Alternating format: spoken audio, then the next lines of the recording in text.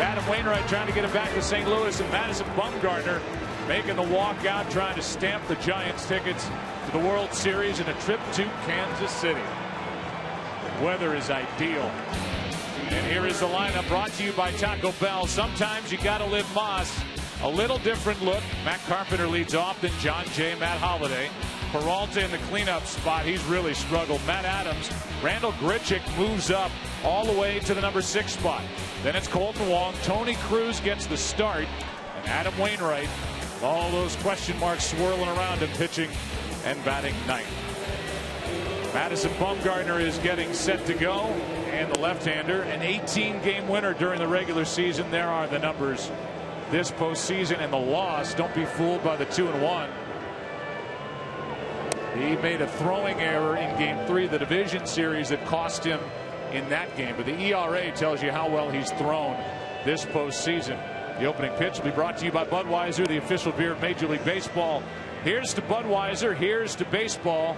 We're going to have some fun here tonight on a 66-degree night here in this great city. Anybody hotter than Madison Bumgarner right now in baseball? The answer to that is no, not on the mound anyway. You know what you're getting from him. Fastballs and cutters on the hands of right-handers. What happens when he's got his curveball working the third pitch, and that's what happened in game number 1, that's when scoring runs off Bumgarner is very, very hard. Matt Carpenter will be first up. As he walks to the plate, we remind you our broadcast is also streaming live on the Fox Sports Go app and foxsportsgo.com. And for coverage of this game in Spanish, please tune to Fox Deportes. Are you ready, Joe? I'm ready. Let's have some fun.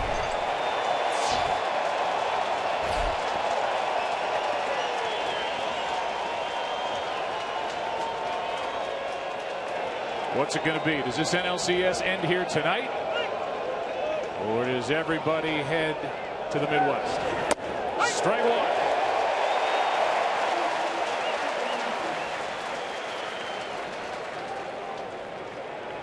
That's a nice note if you're Madison Bumgarner. 4 straight postseason starts of 7 or more innings. And that bullpen for the Giants can use a break too after a long night last night as well. That's strike 2. Here he is once again pumping strikes. And you're right about the bullpen. We've watched the last couple games. The bullpens have been used. But here it is, a little bit of a cutter this time. Straight four-seamer, the first pitch, the cutter there. Maybe he goes to the curveball to wipe him out. All 3. Carpenter in battle mode, and he lines one to short. Caught in the air by Crawford. 1 away. Home plate umpire tonight is Greg Gibson. Bill Miller at first, Paul Emmel at second, Bill Welke at third with Jerry Davis, the crew chief, in left. Mark Carlson in right, and Phil Cuzzi, the replay ump in New York. What Madison Bumgarner is doing this postseason is turning defense into offense. He is the aggressor with the baseball. You saw him 0-2 go right after Carpenter. 69% strikes this postseason. Here's one batter in the Cardinal lineup that does not struggle against Madison Bumgarner. 8 out of 16 is John Jay. Well, he's got a great approach. We were talking about the whole series, how Pablo Sandoval plays him in, and John Jay takes that pitch from the left-hander and shoots it to left field, trying to shoot it right by Sandoval. He couldn't hold up. Strike 2.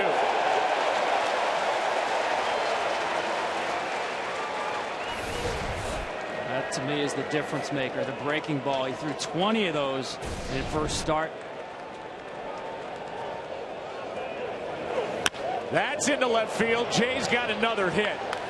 There's nobody hotter. We talk about Colton Wong, but how about John Jay, who this postseason is now hitting a cool 500.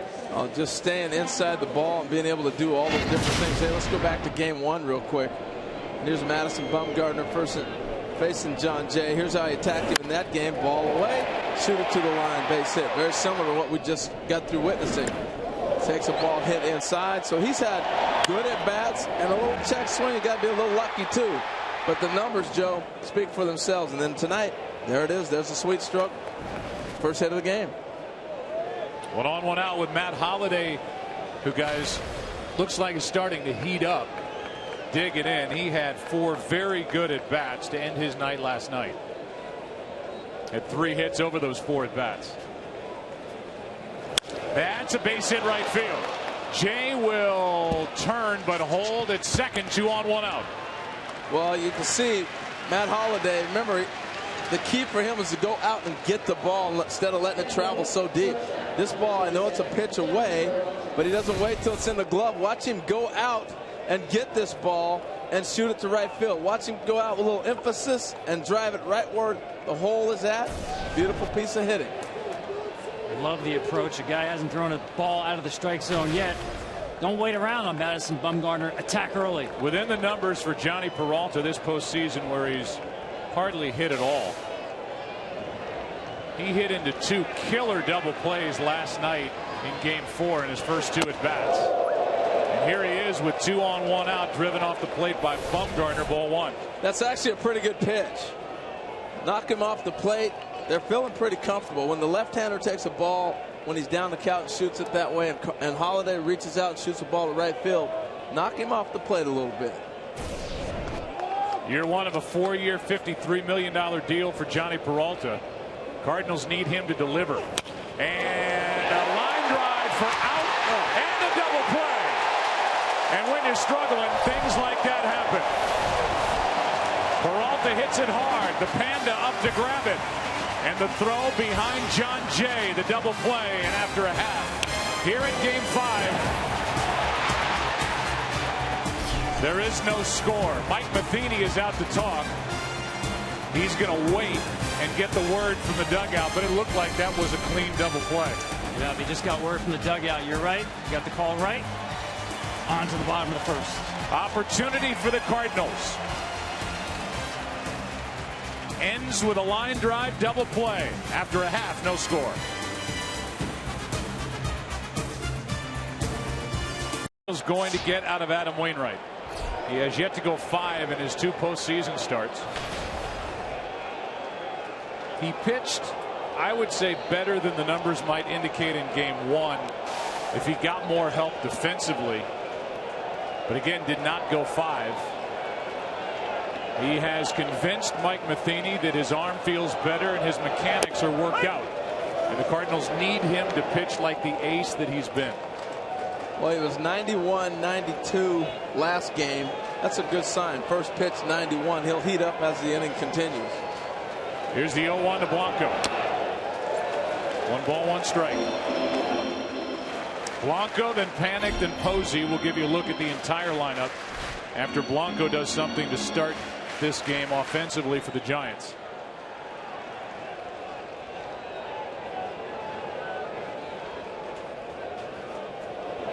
That's into right center field, a base hit.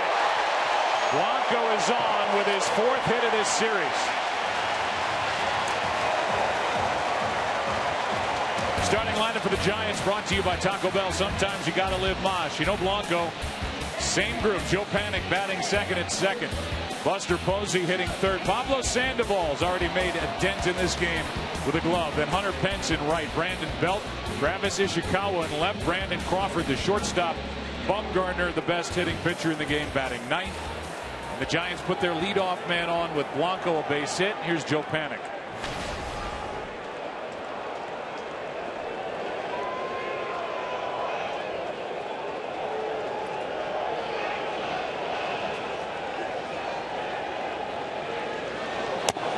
Strike 1.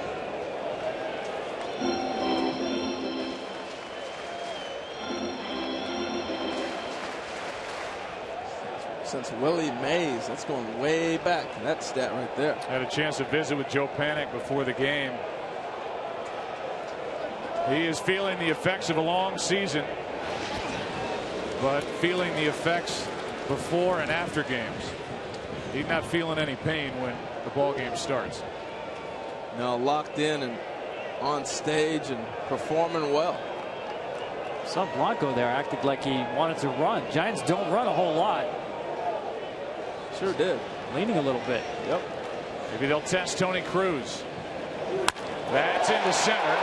Jay is there, 1 on 1 out. Let's go back to the double play, and Tom, Pablo Sandoval, his hands are fantastic. Keep your eye on John Jay. Margin of error is so small in these games. 2 steps. That's how you can define it. 2 steps, and he's caught off base and doubled up. The difference between keeping the rally going and killing the rally. His instinct said, that ball's through. I'm going to go. You hear that old line about freeze on a line drive? Well, even that's wrong. On a line drive, you should be heading back to the base. And those 2 steps towards third ran him out of the inning. Batter now is Buster Posey with a runner at first. Blanco 1 out. Outside, ball 1. Well, all he's done is hit since he came to the big leagues. He's got 19 career postseason RBIs. 2 shy of the franchise record. Barry Bonds with 21. And he's locked in right now, too, yeah, Joe. He really is. Here comes a 1-0 from Wainwright. There goes a runner. Left side, Peralta has time, makes the throw, 2 out. And a good play by Johnny Peralta with the runner going. It's a nice play. With the runner running in this situation, Peralta holds his ground and gets a nice backhand. He knows who's running. I love the fact that he got up. There's always an instinctive clock with an infielder, but watch his head. As soon as he catches it, I know I got the ball. Now where's Buster Posey? What kind of throw do I have to put on it? He looks to see where he's at, and now he picks up the glove at first. Do I have to gun it, or can I just throw it over there normally? So Wainwright gets the play behind him, and the batter will be Sandoval, who has shown that while he has been so good in the postseason with a bat in his hands, he's been a difference maker at third with a glove on his left hand. And that's a tailing pitch, ball 1. He's really played the heck out of third base. And another difference, Joe, is taking that pitch right there. Regular season, he's hacking away first thing he sees. He's got himself into a lot of good hitters counts in this series by being patient. We've seen 3 balls hit hard from both starting pitchers getting hit pretty good in this first half inning. Here's a 1-0. 92 from Adam Wainwright to continue that theme, and the count evens 1 ball, 1 strike. And you can't fall in love with a radar gun typically, but for a guy who's battled tendonitis in his elbow and had a tough time finishing pitches, that's got to be an early good sign. Well, he's had good velocity the last few starts, Joe. The command has not been there, and he's gone away from the sinker. Not a lot of ground balls.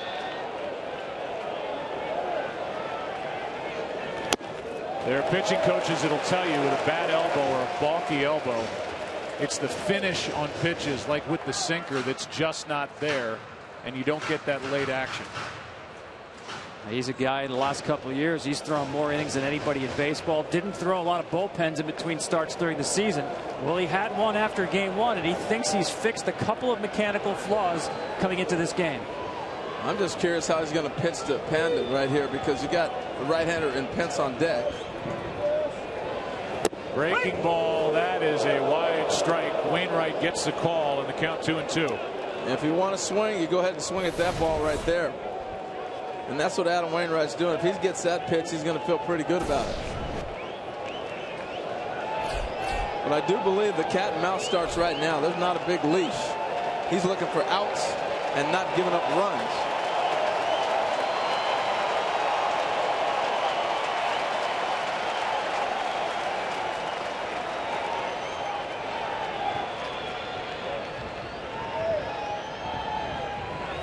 Off the hands, good rip. Got away with one right there. Tried to sneak one by him, but the zoo is open and the Panda was swing. They're going to have a conversation about that, because he got away with the pitch right there. Well, if you look at the stuff of Wainwright, Tom, the velocity may have been in the low 90s, but at least in the Dodgers start in game 1 of the division series, he really didn't throw the fastball hardly at all, and you have to pitch off your fastball. Yeah, absolutely. And that's why the Dodgers thought maybe there was some lingering effects with that back of the elbow soreness that he had dealt with in the second half of the season. Breaking ball, he started to walk away. Now Wainwright doesn't get the call, and the count's full. Great pitch, great take. Not sure what Pablo could have done with this pitch anyway. Once again, the patience of the Panda. Well, this comes back to trusting that umpire that he's seeing what you see. And there might have been a little conversation on the pitch when he got the breaking ball before.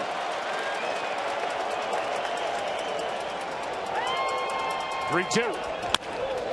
To his right, Wong with a backhand. And the cool rookie makes the play. Each pitcher. Bumgarner, Wainwright through a scoreless first. Good sign for the Cardinals after one. Game 5, no score. Stop by your local Chevy dealer today. Or tomorrow. You can do it tomorrow. Here's Adams. Strike one. Adams involved obviously defensively last night, fielding his position in that 3-run 6th inning, and he was obviously down before the game, but hoping to put that behind him. Have good at bats against Bumgarner. He was 0 for 3 in game 1 with 2 strikeouts, and he's set up here at 0-2. Yeah, you know, it was nice getting a chance to talk to Matt today. As you see the shift here, where the shortstop would normally be in the third baseman, to show how far they've moved and where they would normally be and where they are now playing. 0-2 the count. And Posey made Bumgarner stop. I just think if you're Adams and you're looking for a bounce back game, the last guy you want to see out there, Bumgarner. Down and away, ball 1. Saw that one, but I think in that first game, Joe, he just wasn't seeing the ball well with that very unique slingshot delivery of Bumgarner. Very difficult on left-handers, other than John Jay, who seems to have no problem. Now 1-2 pitch from the Giant left-hander. A strikeout starts the inning. I think while they stepped off, they wanted to set up this pitch right here to put him away. They wasted the one and then came back and went up in the zone to get him with a fastball. Just a little hesitation right there. I think that's what makes it tough on the left-handers. And then all of a sudden it all comes right at you. Sorry, Joe, his velocity has really picked up late in the year. I was going to say that we've seen Grichuk bat 2nd and 8th in this postseason. Now we see him 6th, and he pops it up. Out of play, strike 1. So he's been sitting at 93, 94 in the postseason. Early in the season, more along the lines of 91.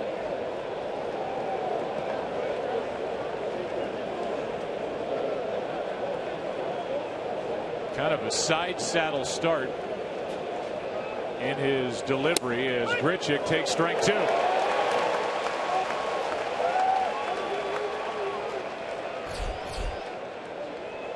Really kind of facing more of the left end of the Cardinal dugout as he brings it home on 0-2, and Grichuk strikes out. Posey will finish it 2 down.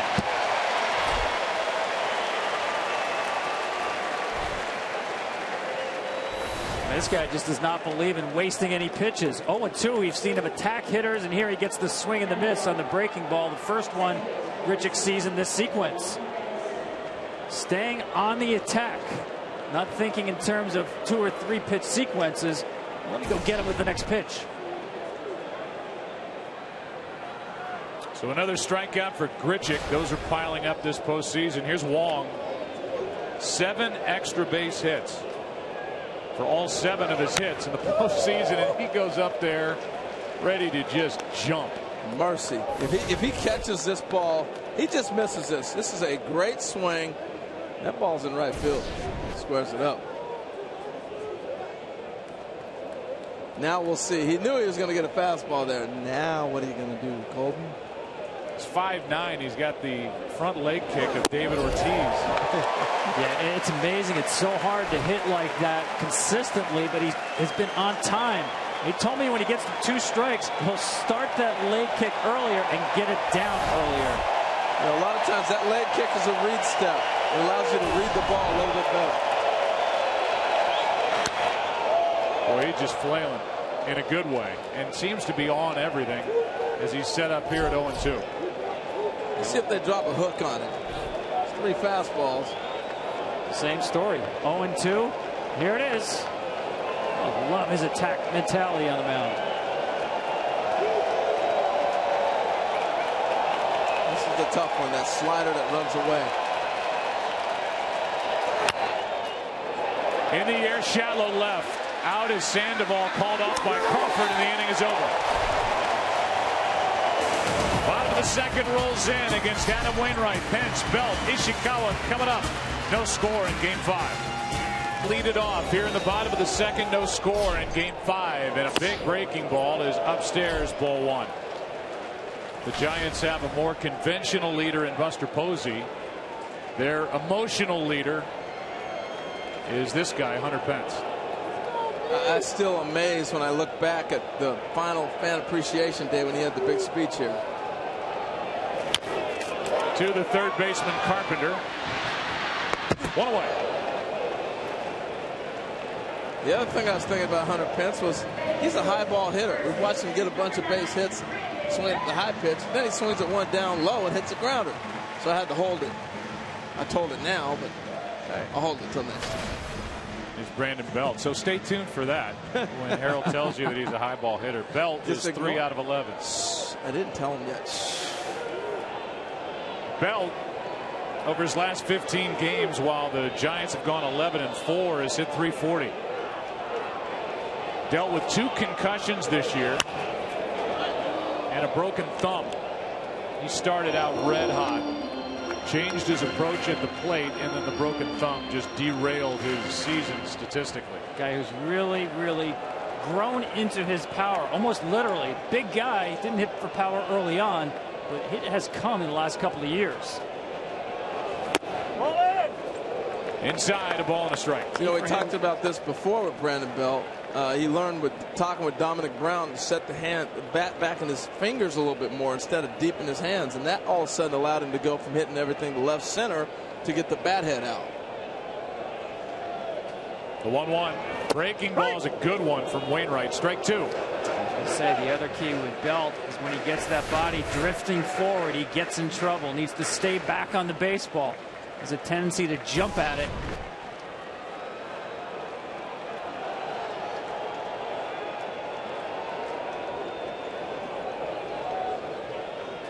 Here's a 1-2.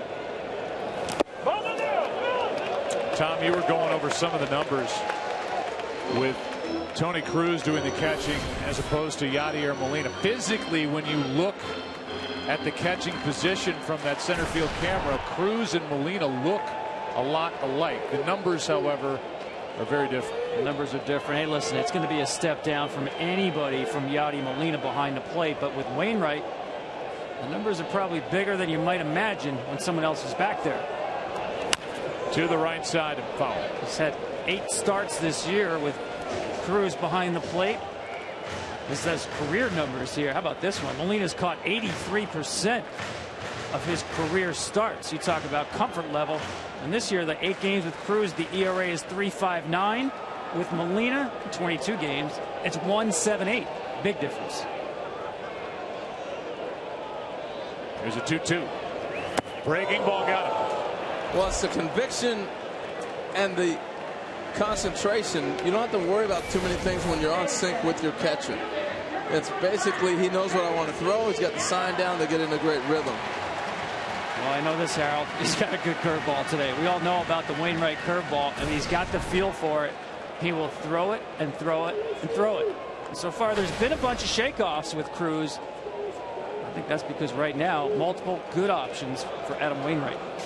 He looks good. Ishikawa, who is 4 for 10 in this NLCS. Had the big hit here in Game 3. There's a curveball that's a bit low. 1 ball, no strikes. Well, the thing that's difficult about Wainwright's curveballs is 2 or 3 different types of breaks. He'll have the big one. He'll throw one that looks like a slider. He'll do all kinds of different things with it. So there's a shake-off sequence, and that's down, ball 2, 2-0. And Tom, you're looking for that sinker. We saw it to Hunter Pence, and now I think he's starting to put that back in his repertoire a little bit as we move now into the second inning. Yeah, the pitch that's been getting hit has been the cutter. Really haven't seen that much, just a couple so far. And again, if he's got the good feel for spinning the baseball, good sign for him.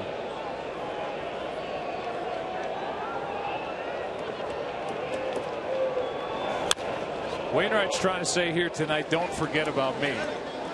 And while the world is in love with Madison Bumgarner and what he's done, you're looking at a 2-time 19-game winner, a 2-time 20-game winner. He's making his 12th career postseason start. He's 4-4. Has never won a postseason game on the road.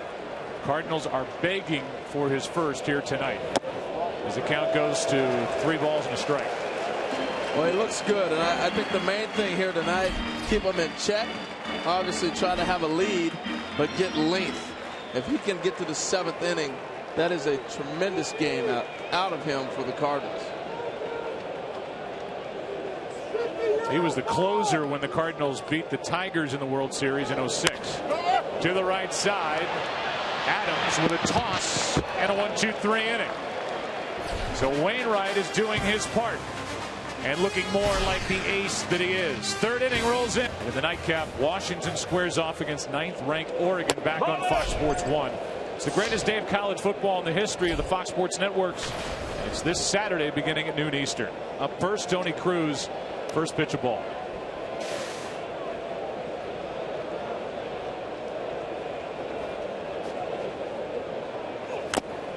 One ball, one strike. I was shocked to see him throw a first pitch out of the strike zone.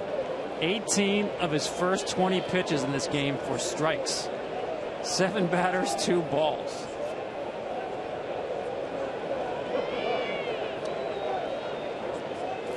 And he's liking that fastball so much. Last half inning, he checked off with the left-hander and decided to go with the fastball to get him out. That's back for strike 2. It just shows he's tough to pick up. We've watched now guys foul balls back. Wong with a good swing. Cruz, that ball right there. That's when you got a little giddy up, but also some deception to your delivery where they're not able to square him up. 18-10 during the regular season, 2-1 this postseason. And at the age of 25 is already making his 10th career postseason start. You know, all the questions we've had about Wainwright and his health. Bumgarner told me after pitching game 1 the next day, he felt like he could go out and pitch again the next night. This is a guy built for October. 6'5", 235 from Hickory, North Carolina.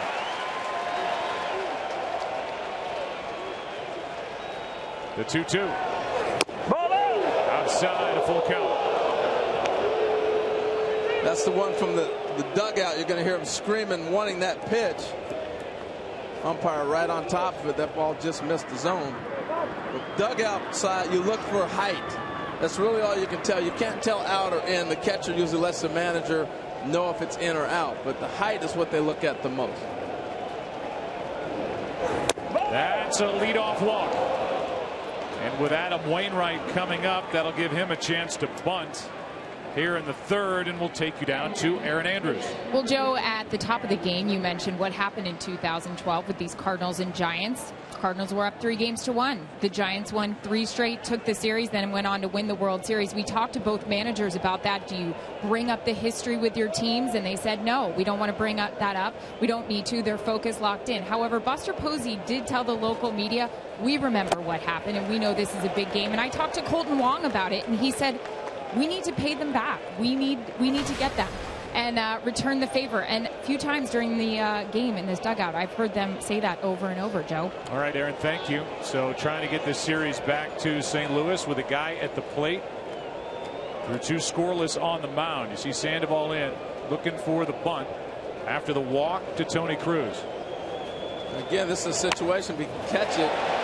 Fouls it all the way back.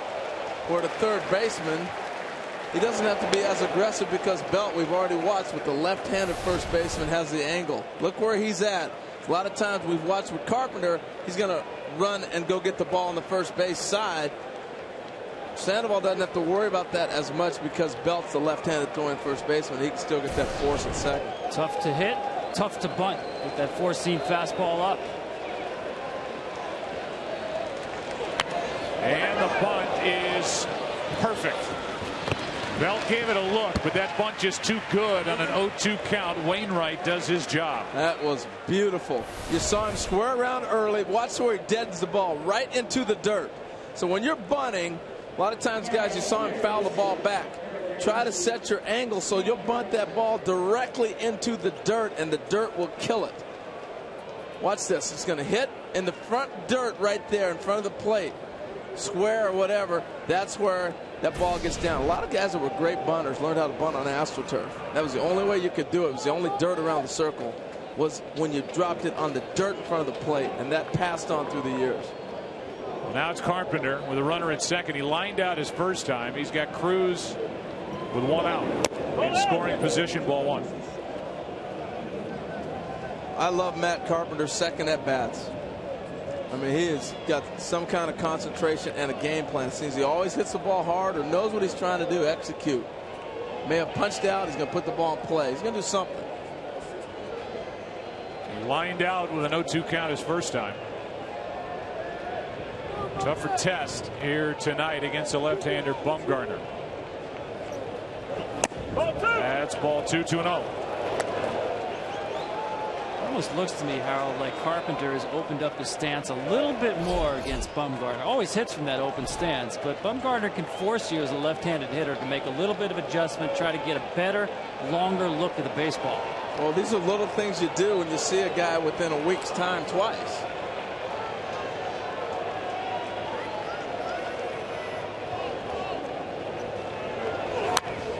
Two and one. 94 from Bumgarner. Again, another ball that was good to hit, wasn't able to handle. Stuff is great tonight.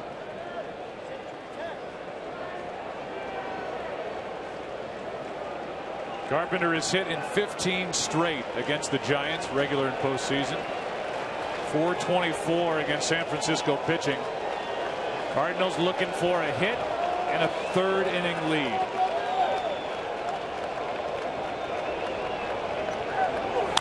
Hard hit, but foul. That is so impressive. You will not see too many fastballs to the arm side. A left-handed hitter from Bumgarner tries to go in. You talk about a quick bat. Just misses keeping this one fair. And Tom, you know, that's the plan. He knew what he did to him last time. Maybe that's why he opened up. Second at bats for this guy, 319. 260 first time facing a pitcher this year, 319 second time. He goes to school in that first at bat.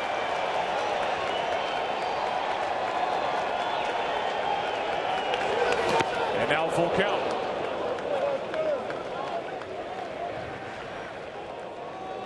You think about it, he walks Cruz. He got the bunt, got an out there with with Wainwright, and now you got another full count. It's interesting watching him take his spot in the batter's box. Keep an eye on that right foot. He'll set it, bring it back once, bring it back a little more, maybe a little more.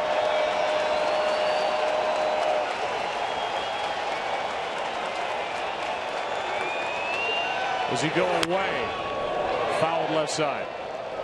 Tom, I love that pickup right there. Well, with listen, the foot. Bumgarner will test the conviction of any left-handed hitter. As you said, Harold, when you see a pitcher back-to-back, second time in 5-6 days, you go to school a little bit, make adjustments. I was talking about this. He'll set it. 1, 2. Love that. Looking for the RBI hit, Matt Carpenter. He checked his swing, 2 walks in the inning, and Carpenter came close.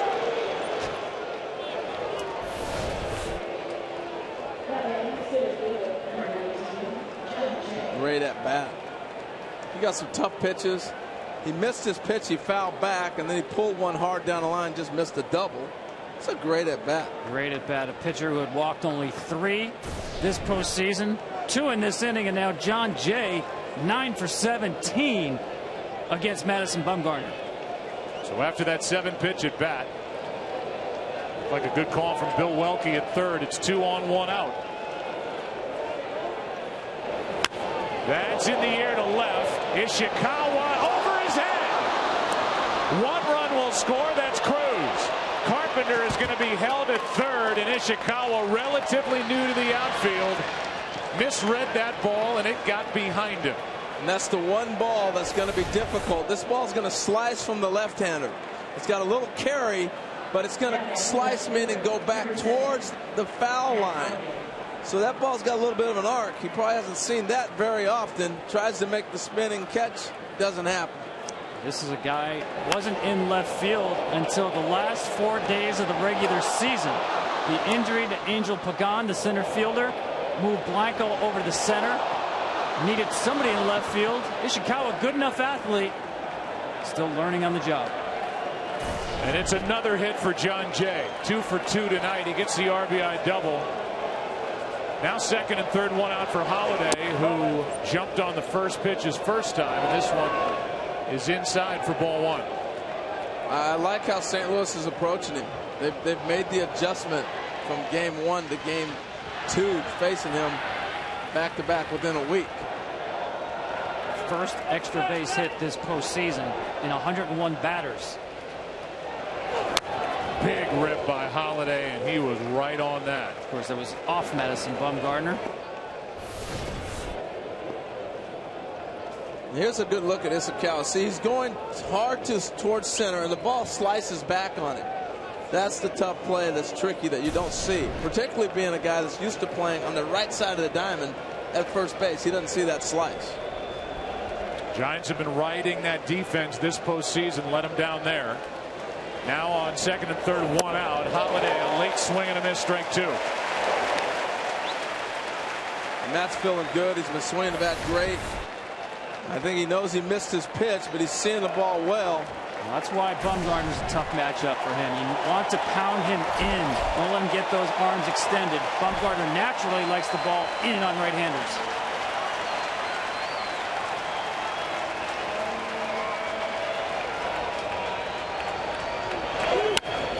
In the air, shallow center. Out is Panic. Tagging Carpenter. The catch. The throw by Blanco. 2 out. And a missed opportunity as Holiday did not hit it deep enough. Well, this is an interesting fly ball because the second baseman, Panic, goes back so hard. If he catches it, Carpenter goes. I think the communication was great. They get there, and I thought Pence may have the stronger arm, was going to take it. But as they throw it from that distance, you're not going to challenge, not too deep. But if Panic catches this ball, it's a tough catch and turn around and throw. Well, now it's again up to Johnny Peralta, who lined into a double play with 2 on, 1 out to end the top of the first his first time. Second and third, 2 out.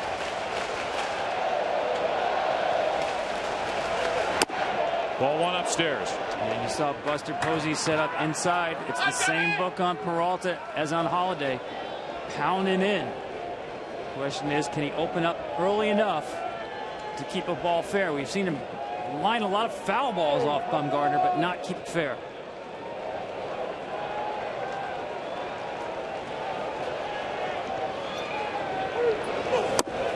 One ball, 1 strike. That's what he hasn't been able to do so far, is get that ball in like he did right there with that pitch on Peralta. He's been leaving a lot out over the plate. In St. Louis, he was sharp. If he missed, he was missing in on the hitter.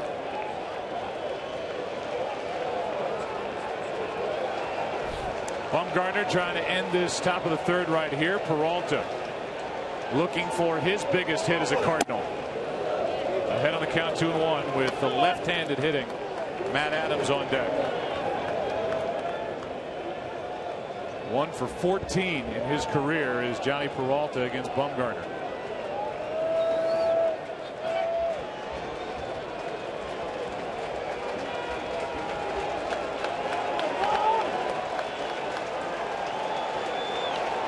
Cardinal record 21 home runs as a shortstop during the regular season.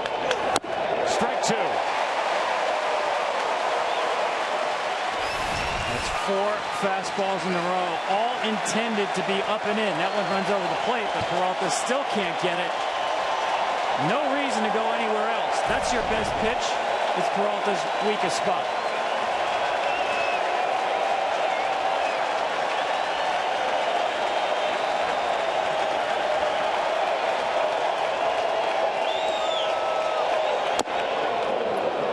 full count. And again, Adams, who is 0 for 4 in this series against Bumgarner next.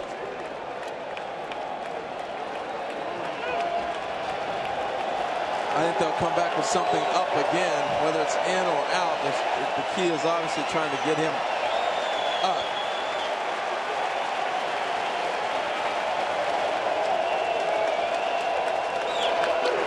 That's hit well into left. Ishikawa is right there, and the inning is over. The deeper fly ball came 1 out too late for St. Louis. But the run scores, and a ball hit by Jay Ishikawa misread it in left. And after 2.5 in game 5, Cardinals facing elimination, lead it 1-0. Got to get DirecTV. Call 1-800-DirecTV. That's in for a strike from Adam Wainwright, underway in the bottom of the 3rd inning. 8, 9, and 1 hitters for the Giants. Crawford, Bumgarner, and Blanco. Cardinals just scored a run thanks to a bit of a misplay out in left by Ishikawa on a ball hit by John Jay. Cardinals could not capitalize with 2nd and 3rd, 1 out, and Holiday up to get more. Wainwright has a 1-run lead. And Wainwright looks sharp. He's aggressive. You know, back to the fastball. The point, if he's throwing that fastball like he is right now, that means he's feeling pretty good.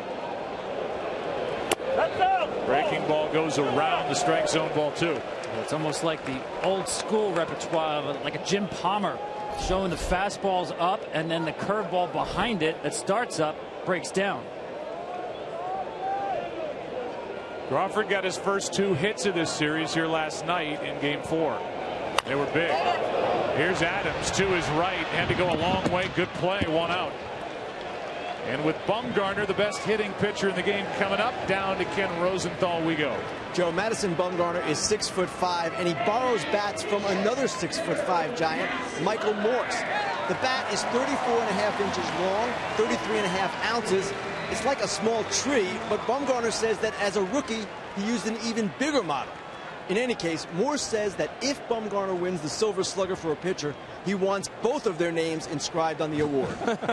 How can he not? I mean, who's a better hitting pitcher? A guy with 2 grand slams this year and 4 home runs. So far, 0 for 9 this postseason. And he goes up there ready to hammer strike 1. And there you go. There's the name of Mike Morse at the end of the bat for Madison Bumgarner, batting with 1 out. Take that out, Mike. There's the 0-1. Ball and a strike from Wainwright. Morris wanting his name on the trophy. That's pretty funny. I like that. This guy's country strong, literally. I asked him to describe his perfect off-season day.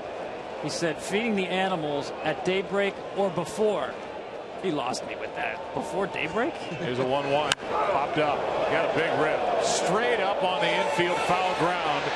And Matt Carpenter is there.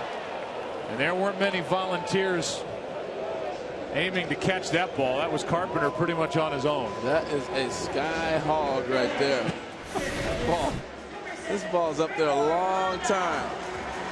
It's had so much height.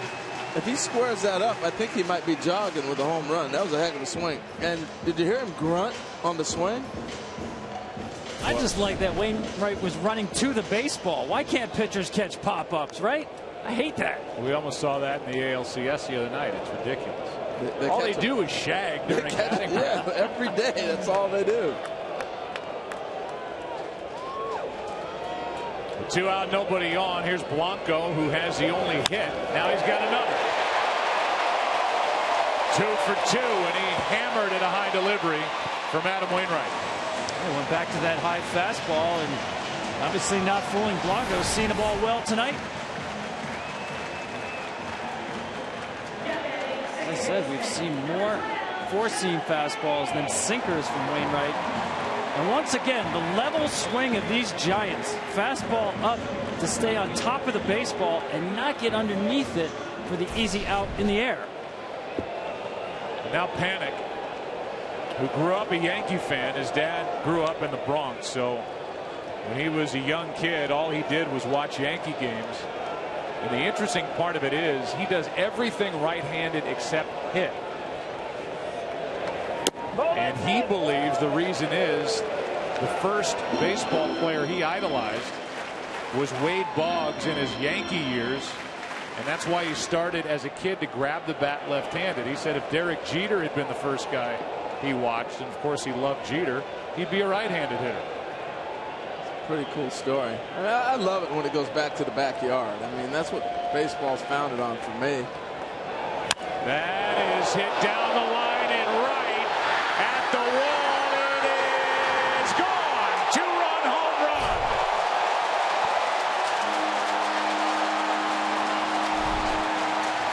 And the Giants lead it 2-1 on the first postseason home run by the rookie Joe Panik.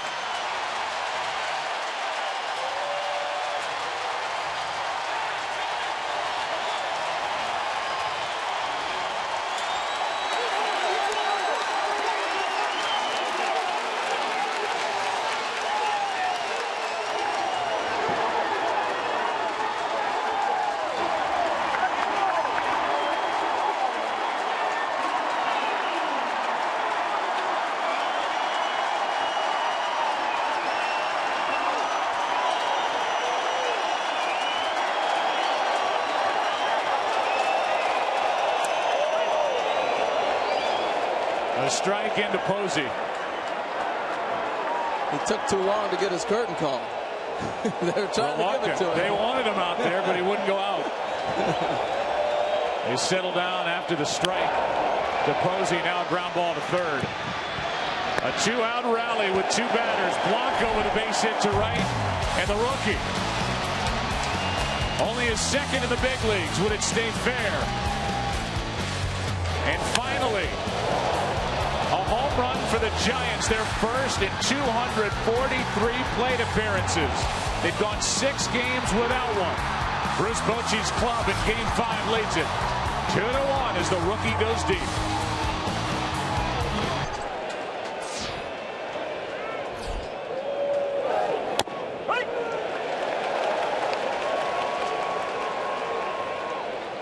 First pitch is a strike to Matt Adams, who struck out his first time. Adams, Grichuk, Wong, and now Madison Bumgarner has a 1-run lead thanks to Joe Panik. With a 2-out, 2-run shot in the bottom of the third. And it was kind of the story last night in Game 4. Cardinals would score runs. Giants would come right back. Finally broke through and got their first lead in the bottom of the 6th. And we talked about the Giants not hitting home runs, but how about the Cardinals not giving up home runs? Here's a 1-1 pitch. Strike 2.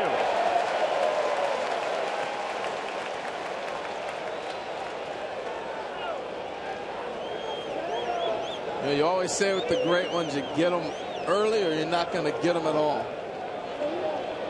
Cardinals had 2 on 1 out in the first, didn't score. Had a run home, second and third, 1 out. In the third, didn't get more. Adams into right. Matt Adams has gone deep, and the game is tied. And some redemption for the big first baseman, who had his head hanging coming into Game 5 after a rough night defensively. His second home run of this series and third of the postseason has tied this game. This big joke can hit, man. He can hit. He gets a breaking ball right here and hammers it. I've watched him now for 2 weeks. Hit off Kershaw. Hit off Bumgarner. I'm talking not just hit, but home runs. His approach and his strength and his ability to hit, very impressive.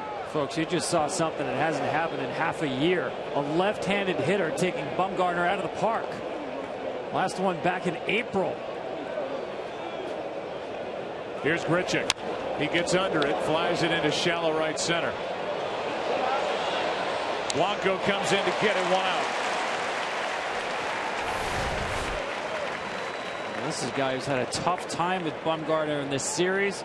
Stays on that breaking ball. You know how strong he is?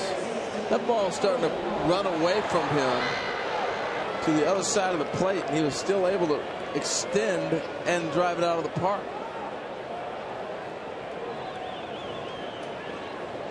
When you think about the Cardinals and forget about 2012, that's 2 years ago. The think about just recent history in the division series. They're down 6-1 to Clayton Kershaw on the road. Kershaw looks unhittable. They come back and have an 8-run 7th inning, win that game, game 1, 10-9 on the road at Dodger Stadium, and then do it again to him in dramatic fashion with Matt Adams in game 4. A 3-run home run for a 3-2 win. And now here they are facing elimination, facing Madison Bumgarner, and they just don't stop coming at you. They've made great adjustments from game 1 to this one. Wong strikes out, 2 down. You see Bumgarner on the finish out there, irritated with himself, because I think that's the pitch he wanted to throw to Adams.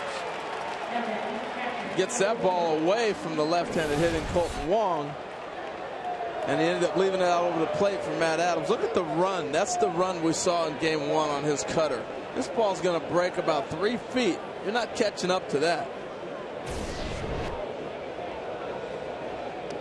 Now it's Tony Cruz, who drew a walk and scored a run last inning when a ball got behind Ishikawa and left off the bat of John Jay. Tie game, 2 out, nobody on. Cruz, strike 1.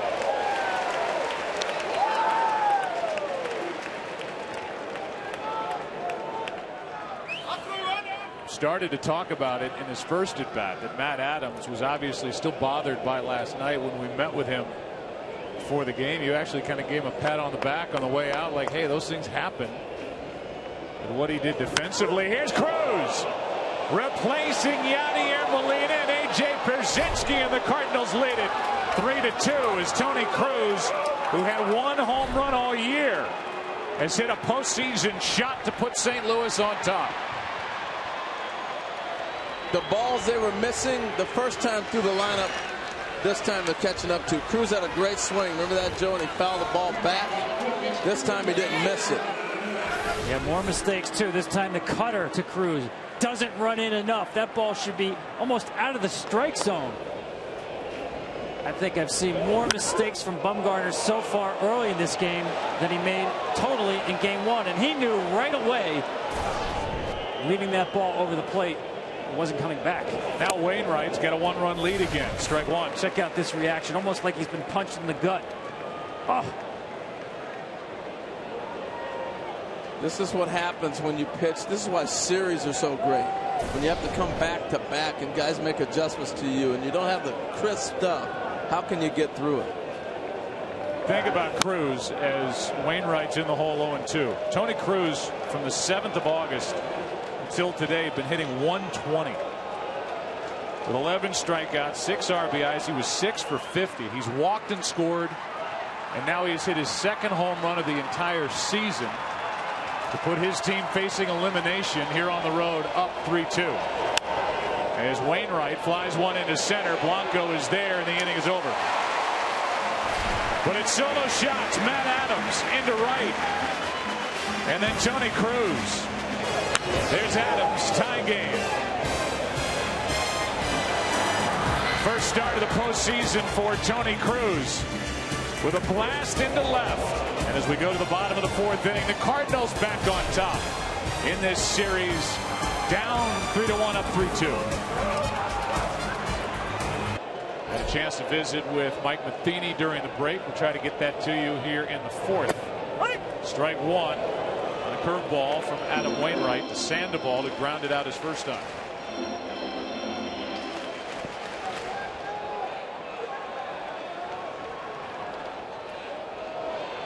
Cardinals have hit 8 home runs in this series. The Giants have hit only 1. It came from Joe Panik last inning for a short-lived 2-1 lead. I got a feeling we're going to be in this rocking chair for a little while tonight. 1-run game. Cardinals on top. That's up and away with a 91-mile-an-hour fastball, ball 2.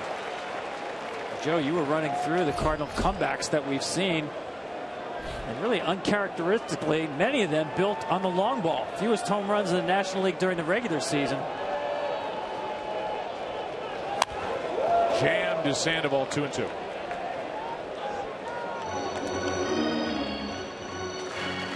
come out of nowhere for Mike Matheny's club, which had a tough time sustaining consistent offense during the course of the season. They rode their pitching to win the Central Division by 2 games over the Pirates. A frustrating year offensively for Mike Matheny and his team. The 2-2. That is fair down the left field line. Stuck the bat out and has got a double to start the inning. Sandoval. Talk about a bad ball hitter. Gee whiz. Don't throw him. You're better off throwing him a strike than throwing him a ball. Look where this pitch is at. Breaking ball out of the zone, and he's able to go get it. Watch how far outside this pitch is going to be. It's going to hit a right-handed hitter in the batter's box if he's in the box. Reaching out, and I don't know how he keeps this ball fair, to be honest with you. That is some amazing hitting. Tying run at second, nobody out for Hunter Pence.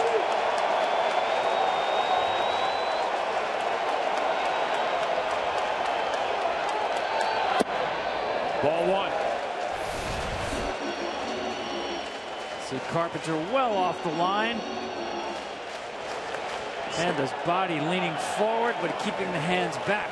He almost jumped on that ball when he was swinging.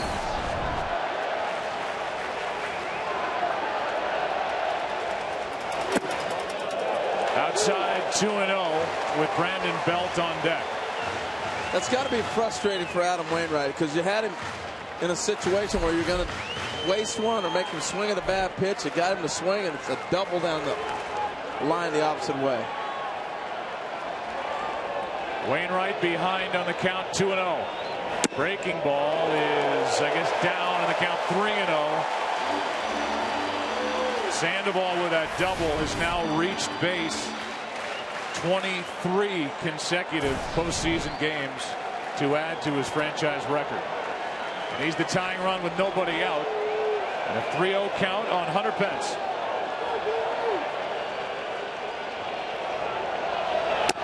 Strike 1.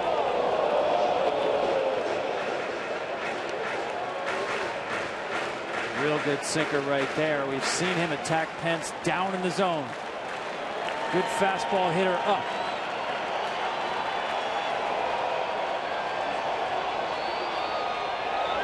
Well, 2 on, nobody out. First question of Mike Matheny on the DirecTV interview from the dugout was about Adam Wainwright looking much better here in this start tonight.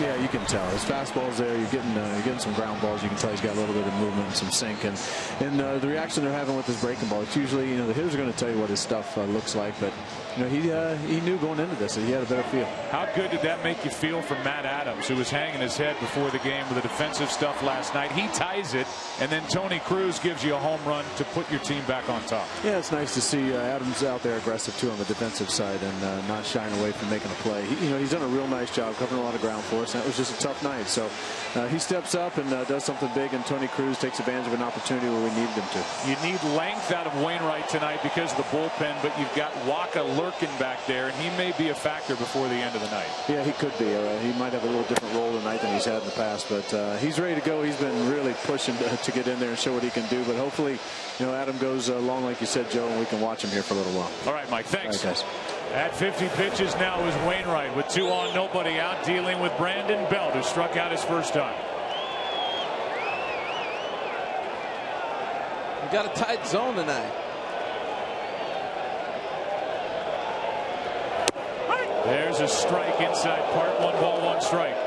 And usually when it's a tight zone, hitters have pretty good nights. Another good 2-seamer from Wainwright, running back over the plate.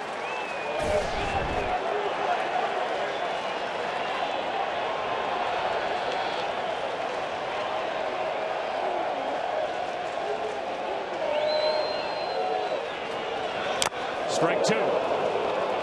That's that ball he's looking for a ground ball on right there. Nasty little 2-seamer running from the left-hander, hoping he can get him to hit this ball straight to the shortstop.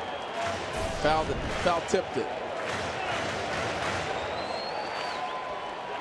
Sun setting here in the west on a beautiful night in San Francisco, and this place electric. AT&T Park.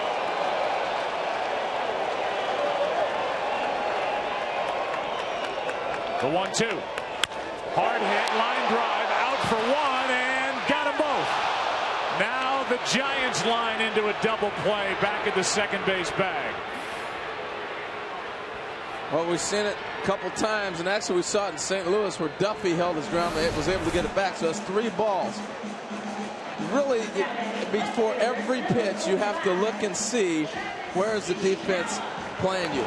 Gets his read, tries to get back, he's out. And I know earlier, Tom, you said you should be going back. I still think you got to freeze. It's hard to go back on a ball hit, then you're not going to score. But yeah, I think the mentality of going back keeps you from taking those 2 steps. The initial reaction, instinct takes over. You want to get a good jump. 2 steps too many. What a big turn that is. Paul Emmel with a good call out at second base. Strike 1 on Ishikawa. And it was Wong who was positioned perfectly. Belt couldn't have hit it any harder, right into a double play. Yeah, and that falls on Sandoval. It really does. I mean, as a base runner, you get a mental look. Every time you get off the bag, you look and see where guys are lined up. And when a ball's hit that low and at the defender, that falls on the base runner. You have to take a peek every time to see where he's at. Now the tying run at first, Pence. He had a steal last night, the only steal for the Giants in this series. 2 out. And a ball up and away. 1 ball, 1 strike. The great late manager Earl Weaver used to say the worst thing in baseball, making outs on the bases. You only get 27 over 9 innings. You're going to make outs at the plate. Making outs on the bases, something he couldn't tolerate.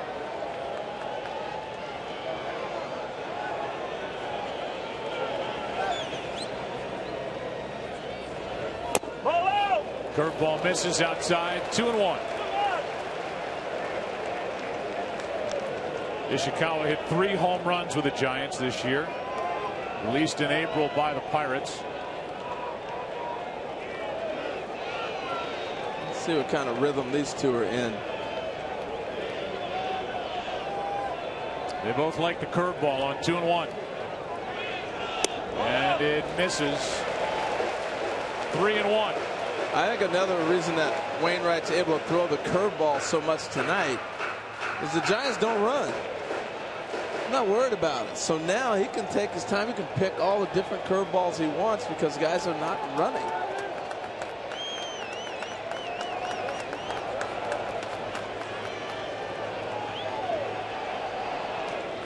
Ishikawa sitting on a pitch with a count 3-1. That's inside. That's ball 4, and it's 2 on with 2 out. And the inning will be up to Brandon Crawford.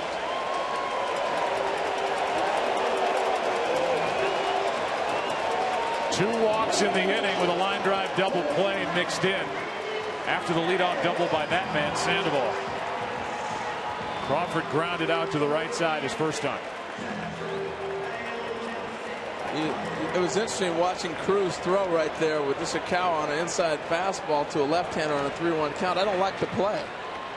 Why you got your first baseman breaking to cover? Watch this. This is after the pitch. Watch Cruz. He's going to look at Adams there. Yeah, but here's my point, Tom. It's 3-1. Oh, this is the breaking ball before.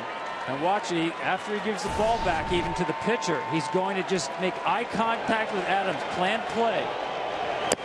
Saw something in the secondary lead of Hunter Pence try to bail his pitcher out of the inning with a pick. Yeah, my point is I got a left-handed hitter in a 3-1 count who's looking to pull a ball. Why do I want my first baseman running to cover the base and vacate his spot? He's been schooled by Yadi Molina, who loves that play, the back pick. I don't like it. Not at that time. 2 on, 2 out. 0-1 the count on Crawford after a good curveball. There's another one, strike 2.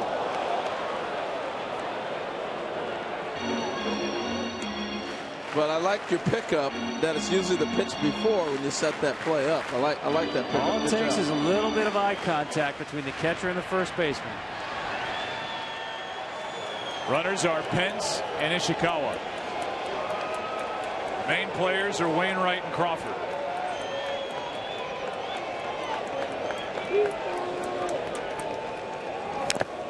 A foul tip keeps the at bat alive as Cruz can't come up with it. Did you see him deke him right there? Cruz held the glove up high like they're going to throw a fastball, and then they dropped the hook on it. And that's because you're deking everybody out here trying to make them think maybe we'll go with a different pitch.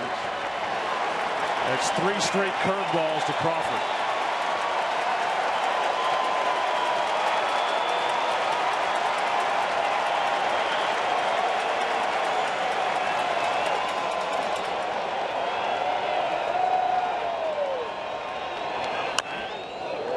Fastball fought it off the hands. It stays 0-2. That's been kind of his go-to combination. Curveball I'm sorry, that starts up and goes down. The fastball that stays up. Changing the eye level of the hitter. It's amazing Adam Wainwright's curveball. He throws so many of them, but rarely does he leave it up in the zone. When he misses, it's usually farther down or away.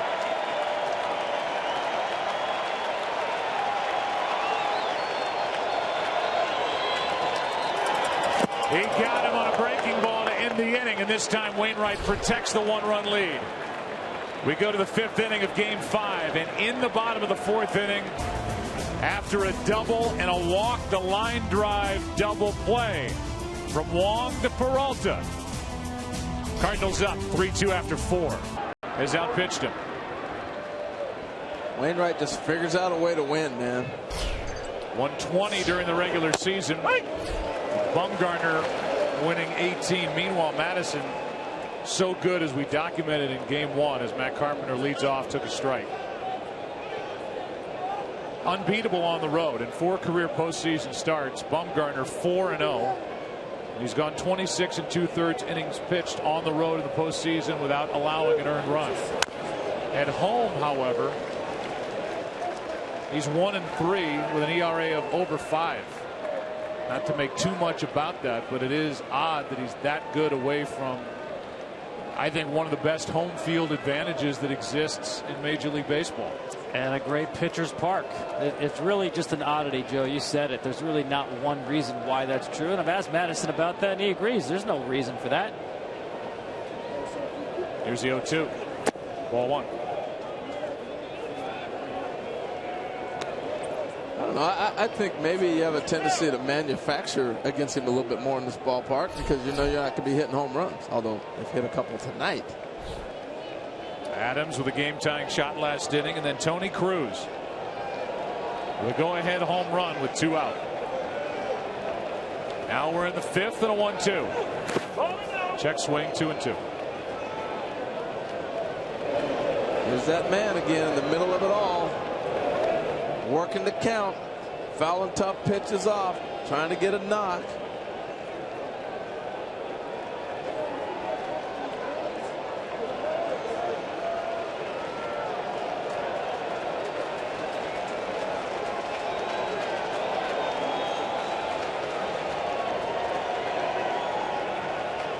Top of the order for the Cardinals. 1 away, strikeout number 4.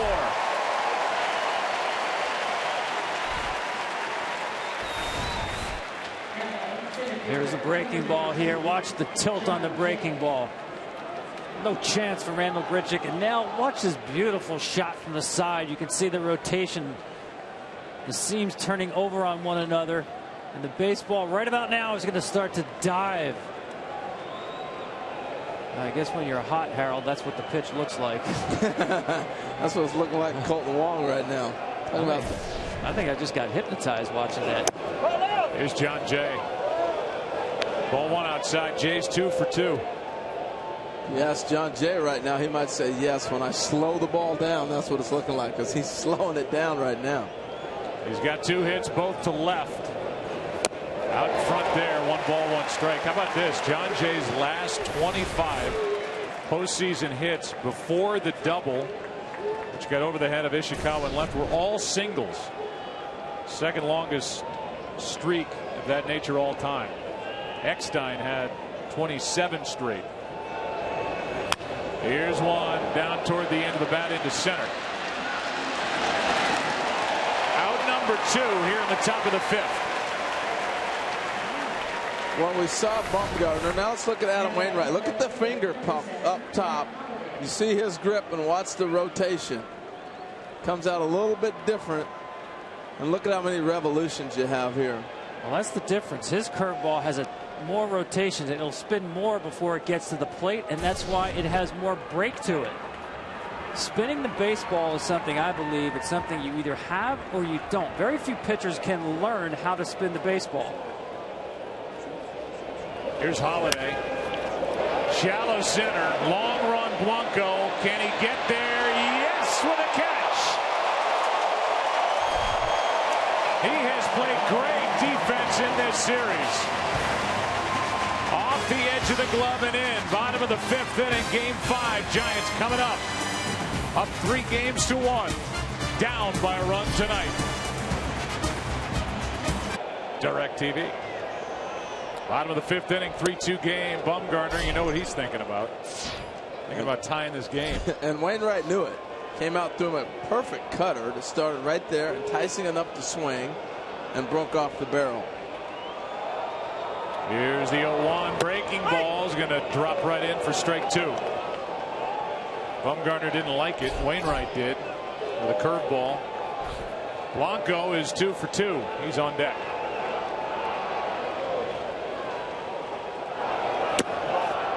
Ball 1. Tried to get that swing and miss with the same pitch he threw on the first pitch that he swung and missed at. He still hasn't thrown a fastball. He's like the number 4 hitters up there.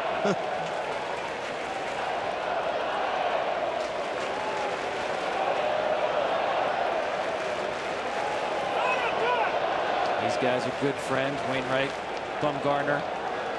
Both share a love for hunting and fishing, and Bumgarner texted Wainwright before the series saying, when I face you, I'm going to throw you my eephus pitch. They're going after each other with their best. Bumgarner from North Carolina. Wainwright from Georgia. Fastball misses. 2-2. Bumgarner's 4 home runs this year, the most for the Giants since they moved out west in 1958 by a pitcher.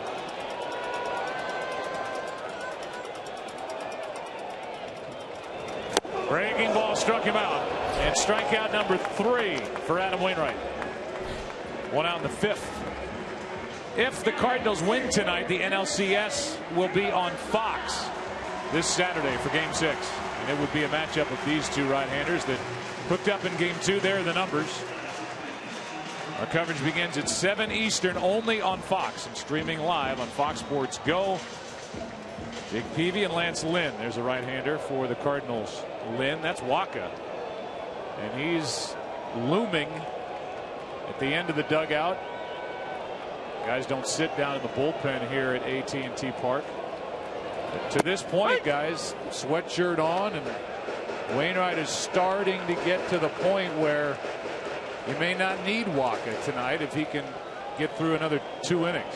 Well, he's looking like the ace. He's looking like Adam Wainwright, knowing he's in a shootout, knowing he's in a big game.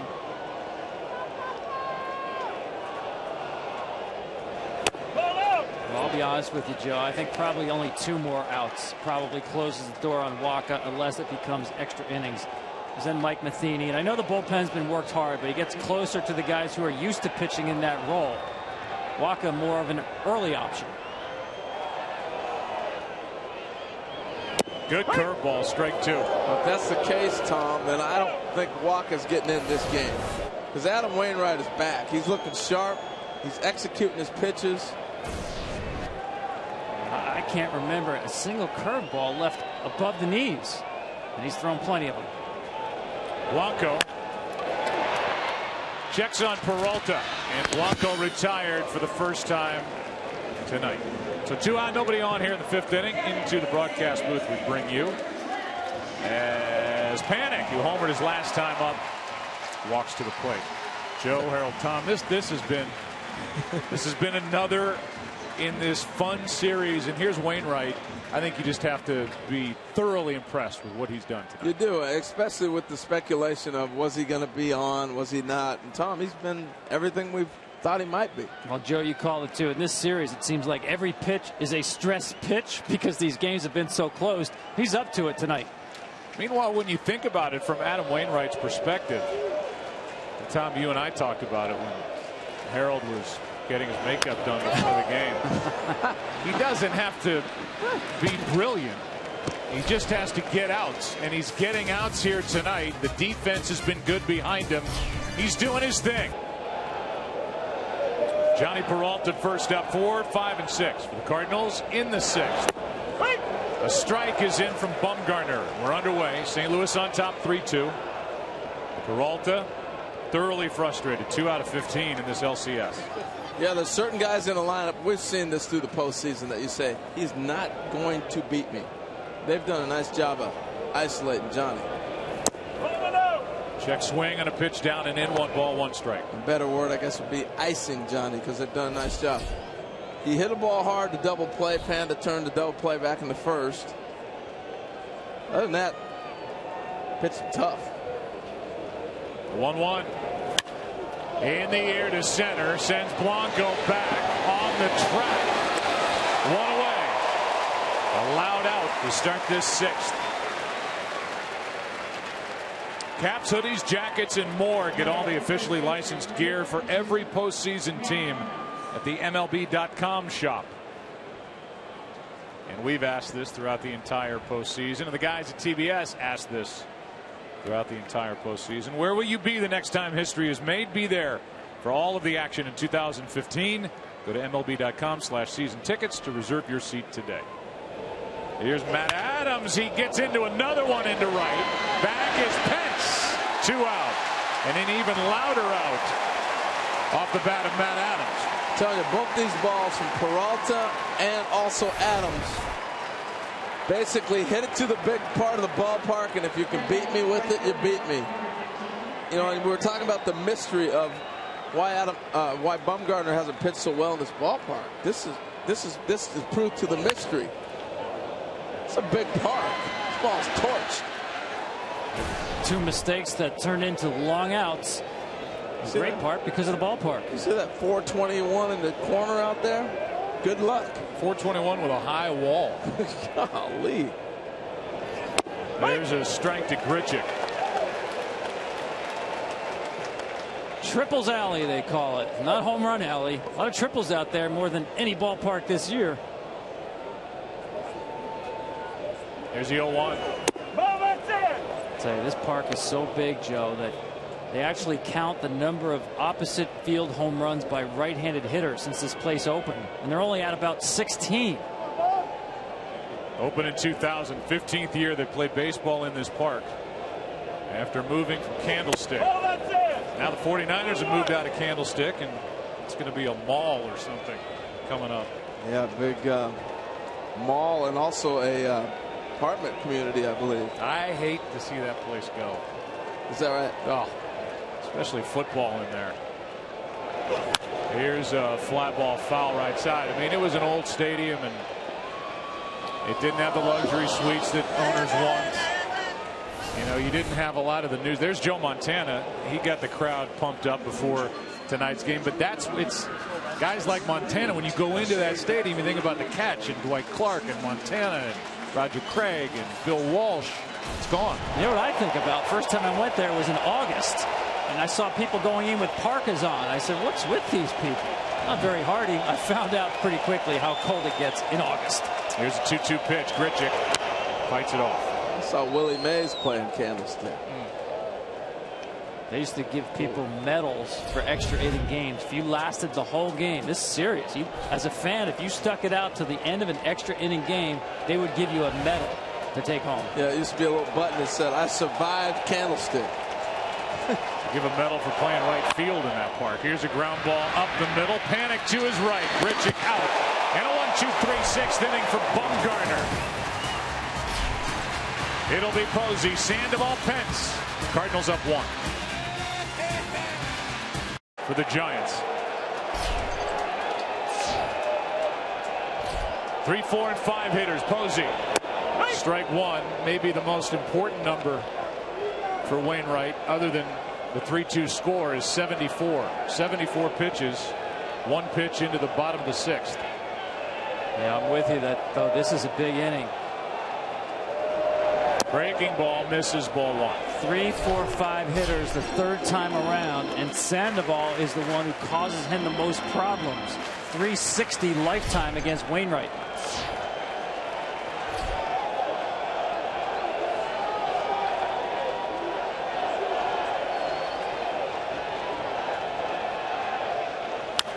Strike 2. He's got good movement still. That's a ball right there. Buster's feeling pretty good at the plate. It just ran on it. Thought he had a good look. That's the cutter that he's gone to a couple different times to keep guys off that fastball. Adam Wainwright, 29th overall selection by Atlanta in 2000, traded to the Cardinals. Walt Jocketty, the GM. December of 03. Came up in 05, the closer in the postseason in 06. Staff ace, pitching like it tonight. Little hesitation and a breaking ball struck him out. And a little different look with that delivery from Adam Wainwright. That's what he will do. He'll mix up your rhythm. He ends up hesitating and just takes a little bit off the hitter. Watch this right here. Here it is. He goes into the wind. I'm going to pause him. I freeze him right there, and then you continue. So as a hitter, you're getting your rhythm going. When that pitcher goes back, I go back. And all of a sudden, he froze him with 2 strikes. It's almost like showing another pitch you haven't shown all night to get an out pitch. He held it till his 3rd at bat on Buster. I've been waiting for it all night. Here's Sandoval. 1 out, nobody on. Pablo 1 for 2. And he sneaks a fastball in there, strike 1. And you can see with Buster, he's got a little timing mechanism where he likes to pump that bat a little bit, and he stopped midway and had to say, whoa, what's going on here? And then reboot. Good movement on that pitch. Down and away, and the count 0-2. Well, I said when Bumgarner was out there and he gave up a couple fly balls, you got to get the good ones early. We can see both of them. This nasty changeup right here. Both of them starting to get into a rhythm and really feeling it.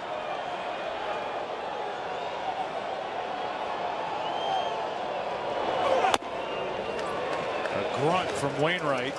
92 upstairs, ball 1. He's got that look about him right now, doesn't he? Yeah, he that does. changeup, he's not going to throw many. Out of every 100 pitches, he'll throw 1 or 2. That's a game face right there. Dave Stewart, remember that? Piercing through his eyes through the darkness in the cap.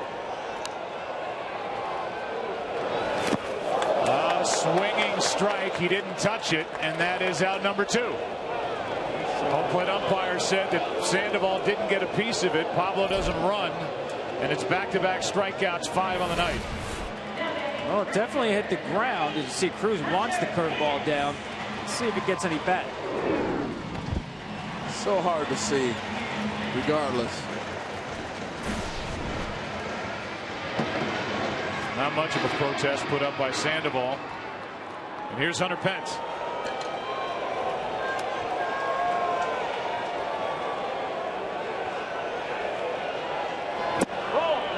Ball 1. Always hear that term gamer, right? I look at Adam Wainwright and I go, this guy's a gamer. You know he's hurting, doesn't have his best stuff, convinces himself mentally he's better than he is. Here's another hesitation by Wainwright and a foul by Pence. And what we're seeing too, Joe, now is a much better and faster rhythm between Wainwright and Cruz. Very few shakeoffs now. You see the delay right there. That's when you know he's feeling good about himself. He was so worried about mechanics last game. We didn't see this. Now he's mixing in hesitation. He's not worried about mechanics. He's worried about delivering where he wants it.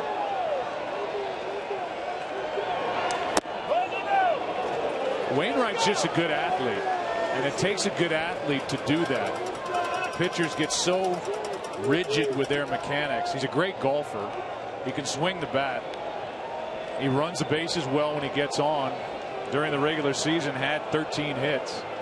And he shows his athletic ability just with that funky delivery he'll pull out every once in a while. Conventional. And the curveball for strike 2.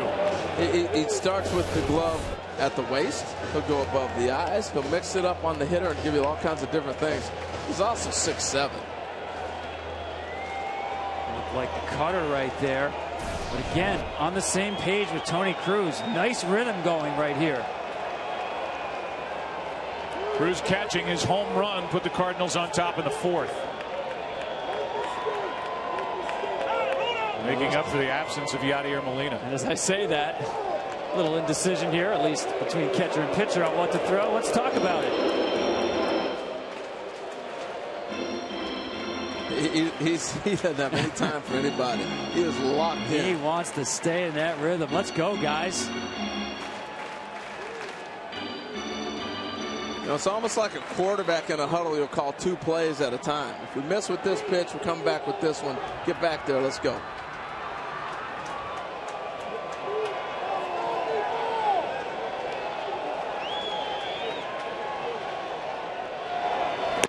Breaking ball. He went and a strikeout. He struck out the side. Hence didn't think so.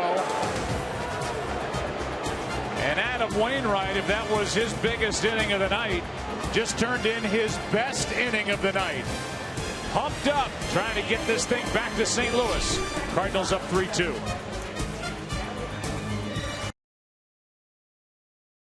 Later, a home run by Tony Cruz. Ball outside to Colton Wong underway in the top of the 7th. Bumgarner and Wainwright. Wainwright, guys, just struck out the side in the bottom of the 6th inning. He's due up 3rd in this 7th, and the Cardinals have their bullpen active as Wong grounds to Panic. 1 away. National League Baseball forces a manager to make a decision on a starting pitcher where an American League manager does not. RBI situation, probably hit from Wainwright. If not, the way he threw last inning, Joe, I'm leaving him in. Yeah, I just think for Mike Matheny, it would be daring to go to that bullpen at this point with what Wainwright just did in the 6th. Especially with Choate, who's had a tough time throwing strikes. Cruz pops it up. There will be no RBI chance for Wainwright. He is due up with 2 out, nobody on. I'm with you guys. It's almost like it's a blessing in disguise. Tom, go ahead. Well, this is him at his best. The curveball, you see the index finger up off the baseball, pulling down with the middle, pushing up with the thumb.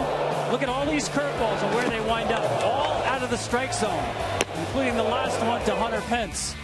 And how about the reaction? That's an ace who knows the game right now is being played on his terms. Well, while Wainwright's at the plate, Michael Wacha goes down to the bullpen, and he will join Randy Choate. Wainwright has 6 strikeouts tonight, 5 with the curveball, 1 with the cutter. Choate and Wacha hasn't pitched since the 3rd week of September. And look at this move by Adam Wainwright. Kill a little time, let them get down there and warm up a little bit. This is a veteran move. Bat slipped out of my hand. Let me go get some pine tar. And now that allows Wacha to warm up a little bit. And the intelligent fans here know exactly what he's doing. He's a smart player. Take the time. Because Mike Matheny had to work over his bullpen last night, they are not set up as well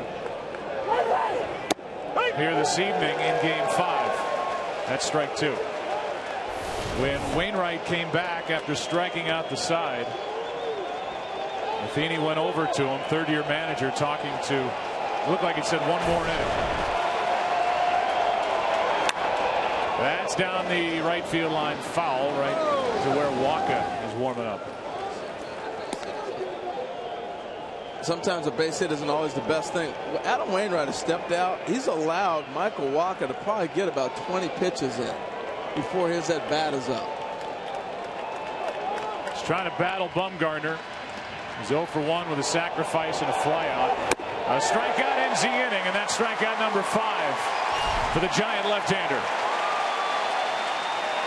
And Wainwright has got a bit of a wait till he goes. Has been magical for St. Louis this postseason. Giants trying to get in on some of that fun. 3-2 Cardinals in Game 5. First up, Brandon Belt. Breaking ball misses, ball 1. Belt with 2 on, nobody out in the 4th inning, lined into a double play. He's 0 for 2.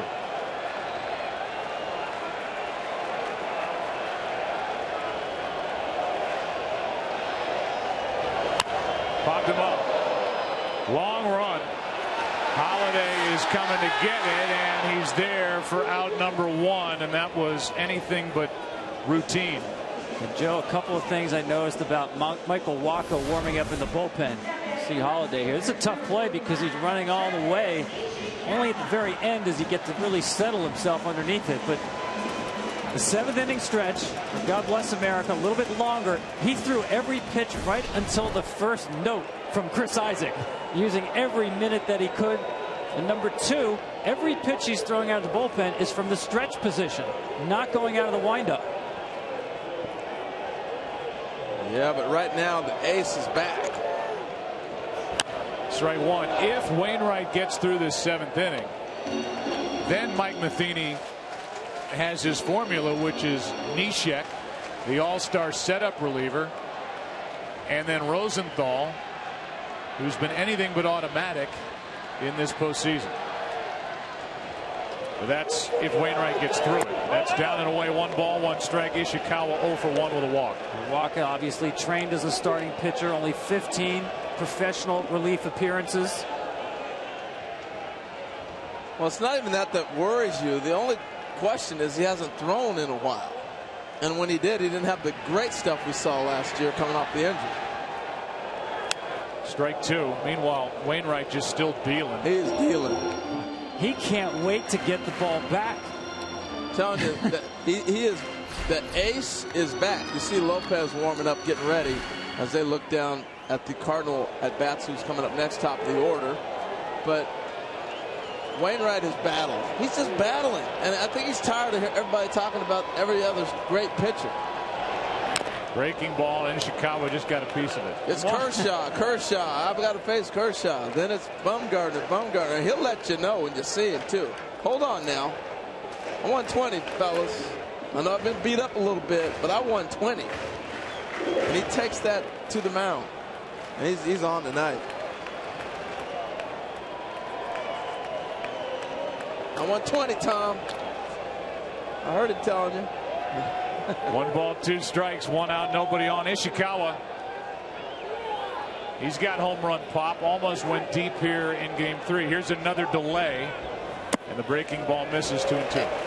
And not only did he delay the start, he held his leg longer.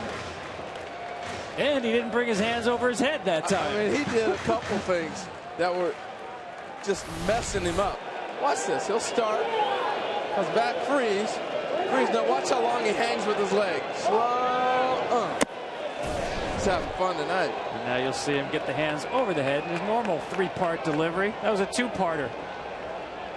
The 2-2. Got him looking with a fastball at 93. That's as hard as he's thrown all night. Wow. Adrenaline is something amazing, and that's a 2-seamer with run on it. And it's the hesitation.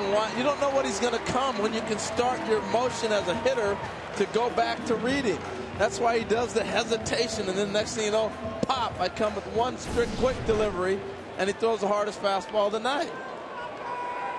Let me correct that. It looked like the 4-seamer, which typically you're not going to see run like a 2-seamer. So as good as stuff is right now, deep into the game. Well, here's Crawford, the number 8 hitter. 0 for 2 tonight, 2 out of 15 in the series. Wainwright trying to finish strong. Pitch number 95. That bunt is foul. Strike 1, and that tells you all you need to know about the stuff of Adam Wainwright tonight. As Crawford's just trying to get on to bring up Michael Morse, who's in the on-deck circle to bat for Bumgarner. Well, he's been featuring nothing but curveballs to Crawford. And he's got it. I know Crawford had to be hoping you get a breaking ball and you get a nice soft pitch to drop down for a bunt. He throws him a fastball. Yeah, but that is respect. I mean, 2 outs, nobody on base, a guy who can hit it out or at least get an extra base hit. Bunt, not a great play there, except when you've got the stuff of Adam Wainwright. The only time that bunt with 2 outs becomes a great play is if you're going to steal the base. Crawford has the grand slam that happened in the play-in game at Pittsburgh this postseason. Hit 10 during the regular year. 0-1. Chopped off the plate, right side. It is a foul ball. And Wainwright touched that in fair territory and knocked it foul It's a fair ball, but the home plate umpire, Greg Gibson, had it all the way. And Adam Wainwright had it too. Watch him after he touches it foul. He's going to make the call himself. It's a foul ball. I got it. It took that last kick. Once the ball kick, it's going to hit right there and kick away. Now the ball's foul. And he hits it in foul territory. And he's got 2 strikes now on Crawford. And Crawford's where he doesn't want to be. He just got the curveball he does not want, fouled it off. I think he's going to see a steady diet of hooks right here again. Pitch number 97 in what figures to be Wainwright's final inning of the night.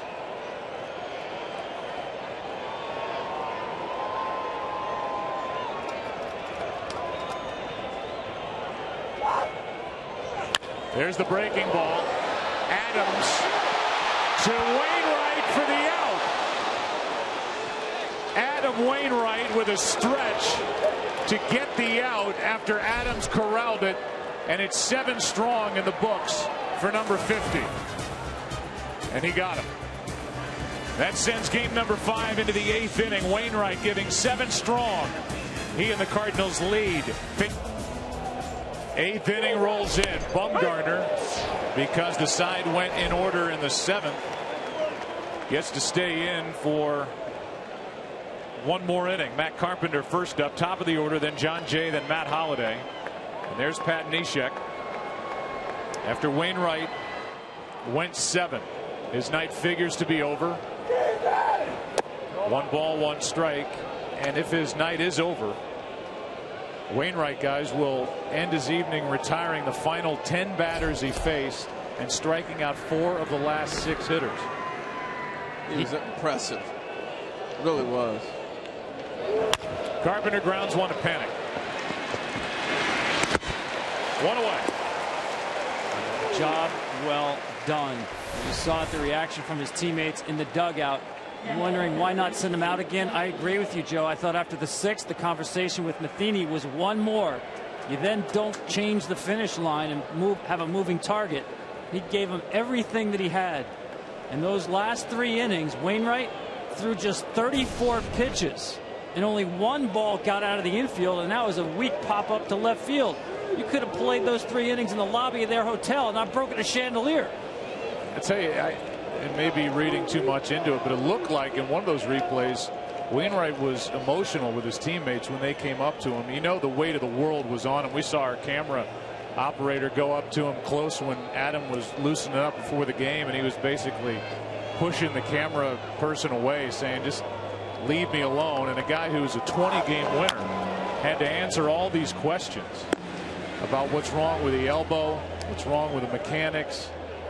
He had to sell Mike Matheny that he was okay to make this start after 2 bad ones, and his sell job worked, and looks like he was telling the truth. He's a guy with a great resume. If not for that Kershaw dude, he'd probably have a Cy Young. One thing that had been missing, a start and a win on the road in the postseason. We got a long way to go. 1 out, nobody on. The 0-1 is upstairs, a ball and a strike to John Jay. And boys, we're a John Jay fly ball to left field to this being a tight game, or even the Giants ahead. You know, so Bumgarner has not had his best stuff, but he's kept them in. I love the warrior mentality of both these pitchers. And this is what postseason baseball is about. I don't have my best stuff, but I'm going to give you the best effort, and I'm going to shut you down because I'm that good. And that's what we're seeing tonight. Hunter Strickland getting loose for the Giants in their bullpen with Holliday on deck. The night winding down for Bumgarner, and he misses high and tight to Jay. Now, I thought it was interesting when we were showing Wainwright's teammates greeting him in the dugout. On the field, Buster Posey and Bumgarner had a meeting on the mound about how to get John Jay out. Timeout, let's talk. He's 2 for 3 tonight with a single and an RBI double. Whoa, look out. Wow, just a dangerous foul ball into the seats. 2-2. But it's been his swing since October rolled in, and it's what allowed him, Tom, to be so good, hitting .375 in the regular season against left-handed pitchers. Tops in the league. It's been the same swing since he was a kid. That's his natural swing. Let the ball travel, take it the other way. The Giants in the bottom of this inning will have a pinch hitter. Then Blanco and Panic. The big bats will come to the plate again for the Giants before the end of it.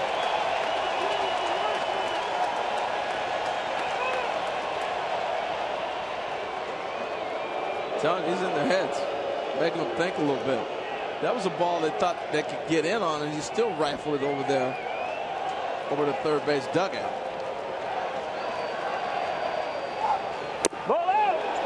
Getting a good look at it, too. It's a full count.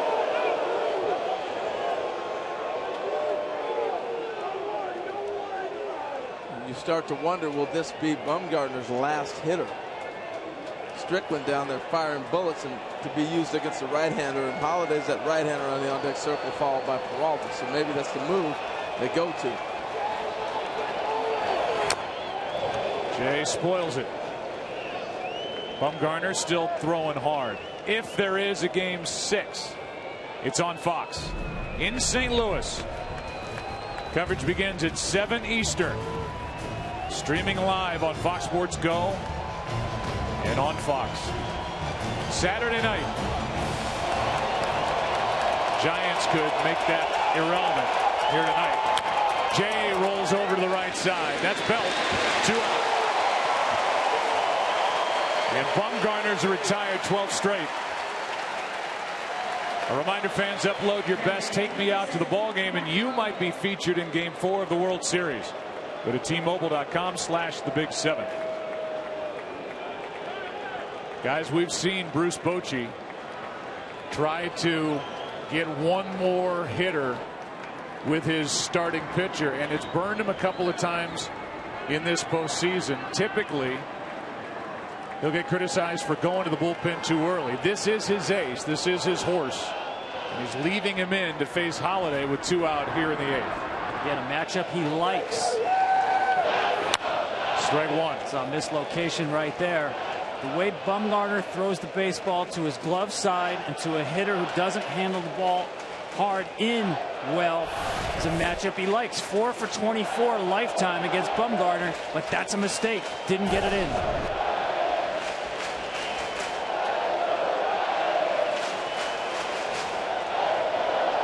I think the other thing you got to think about is Strickland's the guy they want to bring in to face a right-hander, but we know what has happened with the last few times he's been on net. 4 times giving up home runs. That's been his postseason. Here's one into left center field. Not well hit. Blanco to his right. And Bumgarner very good through 8. His spot due to lead it off in the bottom half here in Game 5. And Pat Neshek, the all-star setup reliever, takes over 3-2 game. Michael Morse pinch hitting. Hit 16 home runs during the regular season.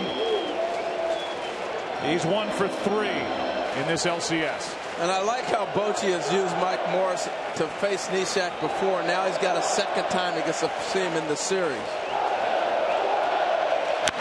Strike 1. Not your typical leadoff pinch hitter, though. First of all, the Giants, no left-handers on their bench. Not an RBI spot for an RBI hitter. You're looking to get somebody on. I guess he's also hoping he can run into one. Yeah, that's why Crawford bunted as well, because he knew you've got a guy on the on-deck circle who has a little thunder. See Duffy with a helmet on in the dugout. He would pinch run if Morse gets on the 1-1. That's hammered into left. Morse off the bench. Tie game.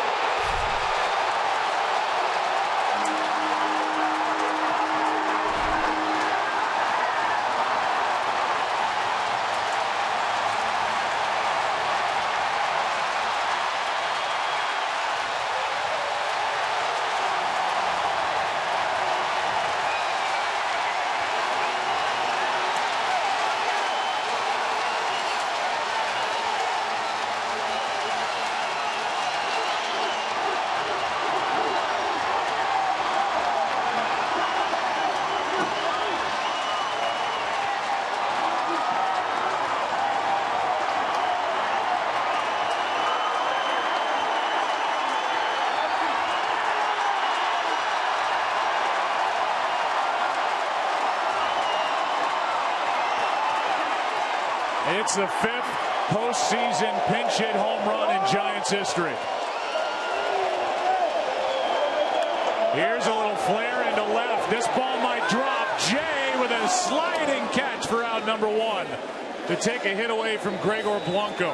Did you see that? My goodness. Let's go back to the Morris home run real quick, and then we'll come back to Blanco. You know what I like about this? How Bruce Bochy matched him up. He got a chance to see Neshek the other day. Broke his bat and got him out. This time he got a ball inside, extended, and he knew immediately this ball was out of here. Took advantage of a mistake. Neshek leaving that ball up. Love the reaction right here. Place going crazy.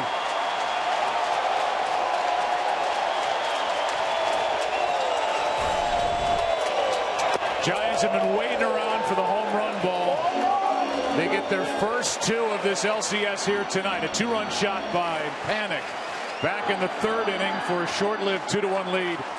And now a pinch hit home run off the bat of Michael Morse, who had an oblique strain and was just activated for this round of the playoffs. Now Panic grounds 1 to Colton Wong. 2 down.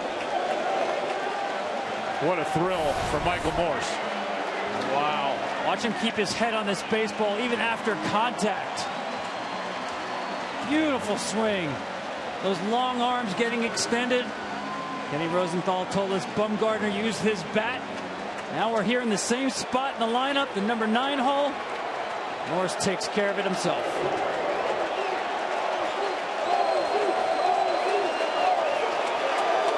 Now Buster Posey. By the way, Santiago Casilla, who's been lights out, is getting loose for the Giants. He will be the pitcher. Tie game or in the lead in the 9th.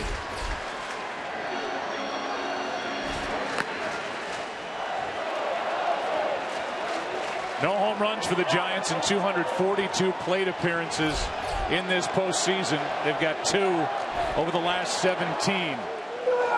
First one gave the Giants a lead. This one ties it.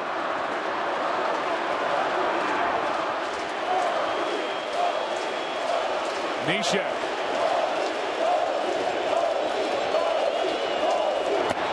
Ball 1. How often do you say the teams are even, the matchup's there, and it never works out? These guys are even, the matchups are there, and we are being treated to something special. Now Michael Wacha is getting loose for the Cardinals again in their bullpen. Sandoval on deck, the 1-1. Strike 2. That's one reason why the home team has an advantage in these last at-bat games. Giants can use their closer in a tie game. Cardinals trying to save theirs. Interesting, Michael Wacha up for at least the 2nd time. A lot of times with starting pitchers, once you get them up in a bullpen situation, you might not ask them to get up again. Everything in play for Mike Matheny facing elimination. Wacha, who had a stress reaction, a stress fracture in his shoulder this year. The 1-2. That's into center. Borges just into the game is there. The inning is over. Talking to Bruce Bochy prior to the game last night, talked about the different ways they've scored runs. He said, don't get me wrong, I like the home run ball. Well, he liked that. Called on Michael Morse, and off the bench, he ties it 3-3 into the 9th inning in Game 5. Last night with 2 out off the bat of John Jay, but this is day number 3 in a row for Santiago Casilla in a 3-3 game. Here in the 9th. First up, Peralta takes a strike. Peralta, Adams, and Grichuk. If anybody gets on Colton Wong in a tie game.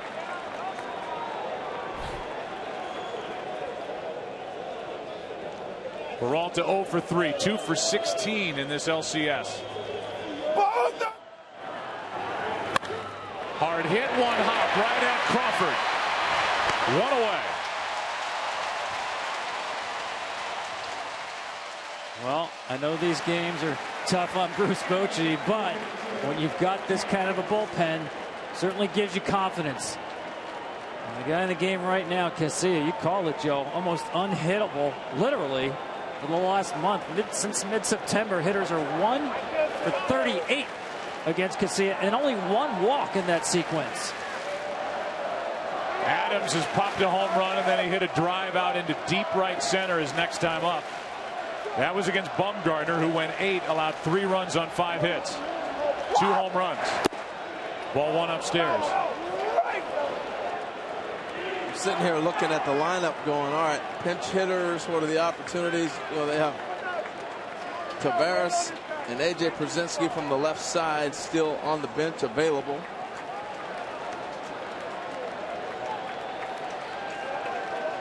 Adams with 3 home runs this postseason. Here comes a 1-0. 2-0. Waka is getting ready. And if the Cardinals don't score here in the top of the 9th inning, Michael Waka is getting ready to come in the ballgame. Yeah, remember I said he was working out of the stretch? Well, that was coming in the middle of an inning. Now he's been throwing out of the windup. They don't score here, they're looking for length out of him, forcing the game to continue until they can get that lead. Then they have Rosenthal. Cardinal bullpen has only used Neshek. They gave up the pinch hit home run to Michael Morse to start the 8th. Now a shift, a late shift. They just moved over there with a count 2-0. And here it is again. We talked to Matt Adams about this before the game. He said they know I can't bunt. You're facing elimination. You're in a tie game in the 9th inning, and they are just inviting you to try and reach base by just bunting it or poking it to the left side of the infield. But in this case, I'd be real careful about pitching to the defense. In other words, making him pull the ball by pitching inside. You're inviting trouble if you try inside and miss.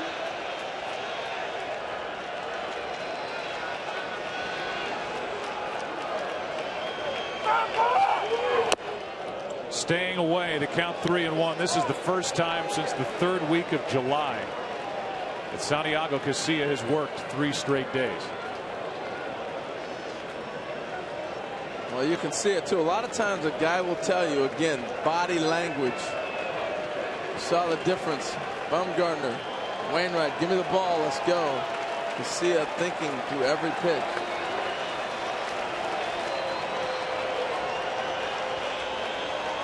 Adams sitting on a pitch on 3-1. And he walks with 1 out. Will this be the one?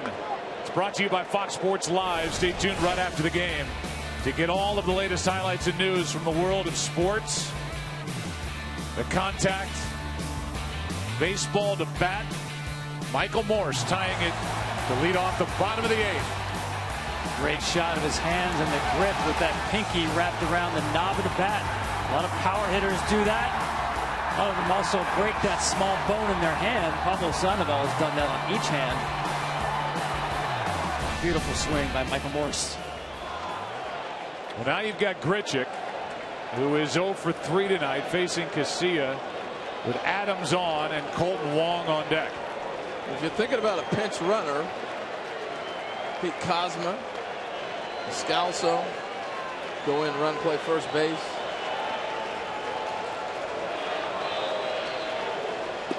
Sticking with Adams for the moment. Ball 1 outside to Grichuk, who homered here in game 3, has 2 postseason home runs. Back-to-back rookies here for the Cardinals in the 9th. And Joe, you said for the moment, a lot of times they want to wait till a guy gets to second base in scoring position before you pinch run.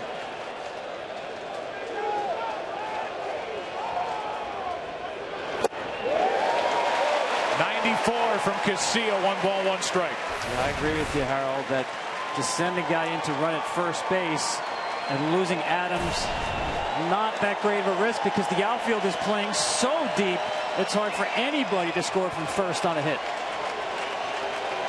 Plus, you'd hate to see a double play ball and you lose him like that. Now Affeldt goes down to the bullpen for the Giants. That's a base hit to left. Adams will go first to second, and it's 2 on with 1 out here in the 9th as Grichuk has his 3rd hit of this series.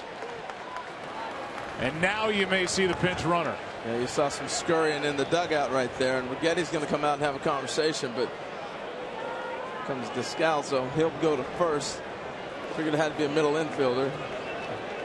Go to first base. He'll pinch run at second. I mean, first to play defense, he'll run for Adams at second. Here's Colton Wong. He'll be the hitter. Affeldt just started to get loose.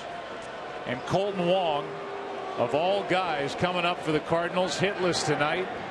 7 extra base hits in this postseason. And he has been locked in since the start of this NLCS. Well, you got to feel good about him coming up if you're a Cardinal fan, or even Mike Matheny, because chances of him hitting into a double play are rare as well. And he's red hot like you just talked about. And going across the San Francisco outfield, Hunter Pence by far the best throwing arm. Talked about Ishikawa in left field. That would seem to be an easy send for Jose Oquendo on a base hit to left. Now Strickland, the right-hander, will join Affeldt. But they've made their visit, and it's going to be Casilla against Colton Wong. Lead runner Descalso, trail runner is Grichuk. Good speed on. 1 out, tie game in the 9th. Can the rookie deliver again for St. Louis? Left side, off the glove of Santiago, and they get the out at second. What a play by Crawford, who hung in there and got the force. Talk about a game of inches. This ball's tipped off of Sandoval's glove. This is why you dive. Watch him hit the ball, tip it, and it goes to Crawford. And man, the reaction to know how fast that ball's hit. It didn't slow it down. It kicked it right to Crawford and allowed him to get to the ball. And what a play by Crawford to know to go to second. Let's take a look at it full speed right here. Because the ball wasn't slowed down that much, they were able to get the force and almost turn 2. Now it's Tony Cruz, who's homered tonight. Go ahead run at third. First and third, 2 out.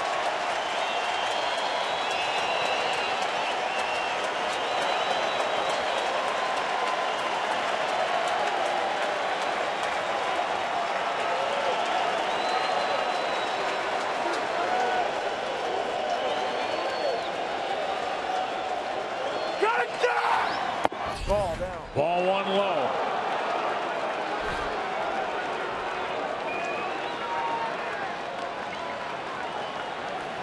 Sandoval kept it on the infield, and the ball hit by Wong. Giants have made 1 defensive miscue tonight, but defensively they have been airtight in this NLCS.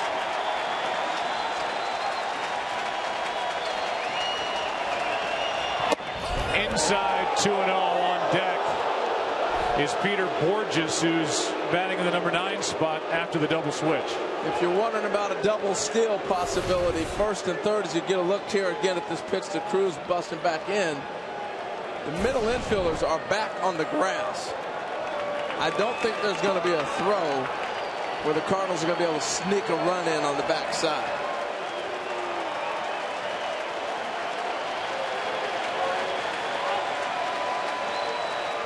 There goes Wong. Pitch is a strike, second and third. 2 out with a 2-1 count.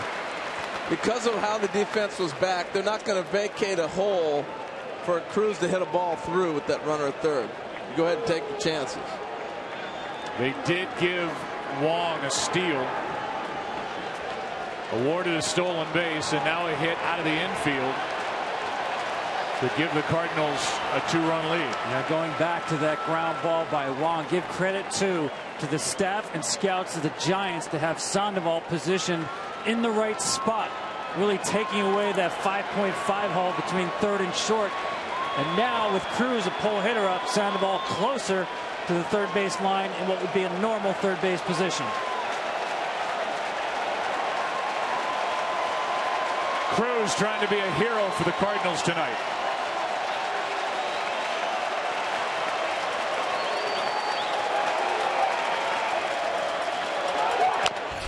That's foul. 2-2. I just marvel at the moves of the managers. Bochy getting up Affeld down there, neutralized A.J. Przinsky in this pitch hit role. He wanted the matchup to be right here with Cruz.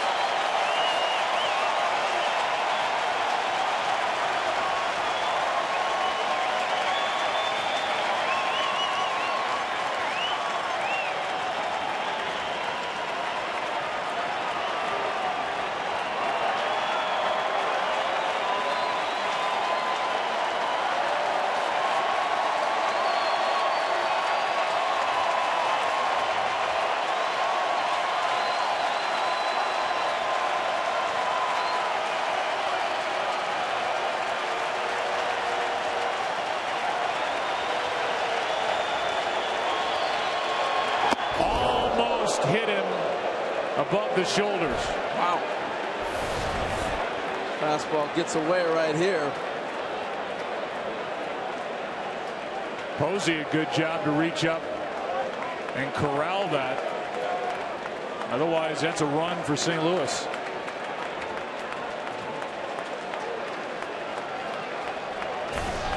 Now full count. First base open. Peter Borges, who struggled offensively, on deck.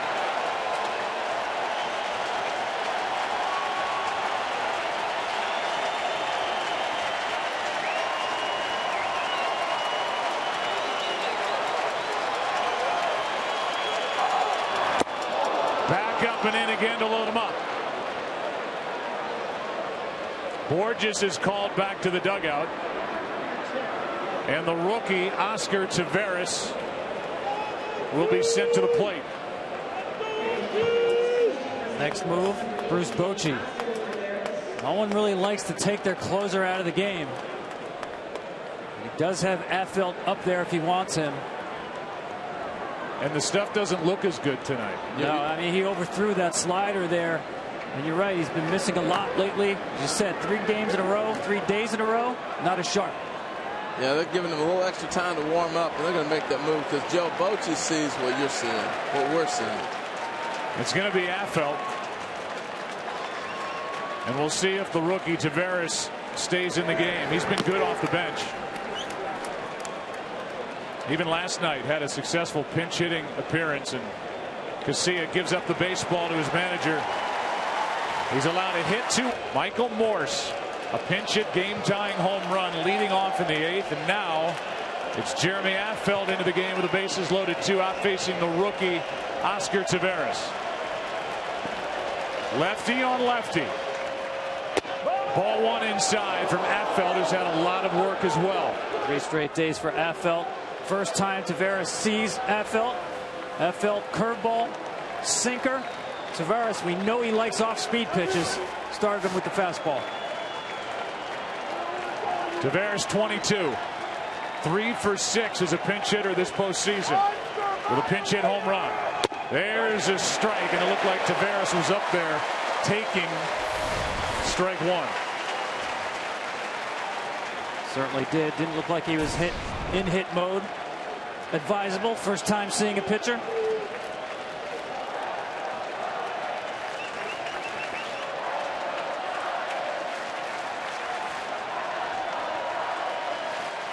Affeld brings it.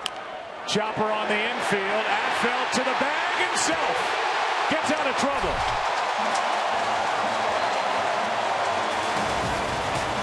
And the Cardinals leave the bases loaded in the top of the 9th inning. It'll be Sandoval, Pence, Belt coming up.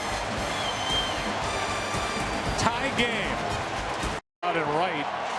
But here we go. First appearance for last year's NLCS MVP Michael Wacha since September 26th. What a spot. Pitching for the first time in 20 days. Bottom of the 9th. Sandoval first up.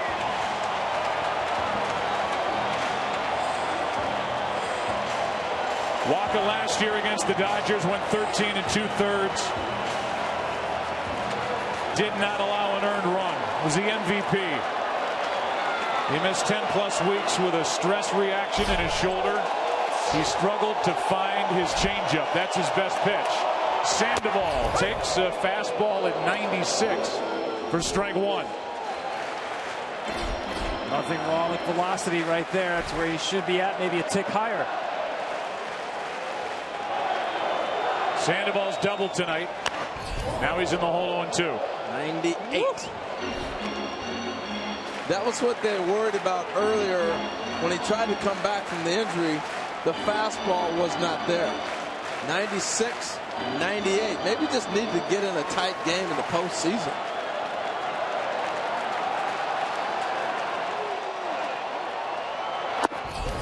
Nothing but heat so far from Wacha on a chilly night in San Francisco. And while in that last appearance he struggled early, he settled down over his last 3 innings of work and thought he maybe found that changeup again. Here's his 1-2. That's into right, a base hit. And the winning run is on. Sandoval, another postseason knock. And that was that changeup, Joe, you're talking about. 98 to 89. And here it is. Left it up, and he drilled it. There you call it, Joe. That's the pitch he's had trouble with. Just hasn't had the feel for it. Misses location.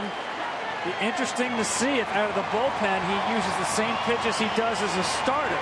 Also has a curveball and a cutter, or does he become a 2-pitch guy here in relief? Joaquin Arias is going to come off the bench and pinch run. That's the winning run at first with nobody out. The batter will be Hunter Pence. And the Cardinals get Choate and Manus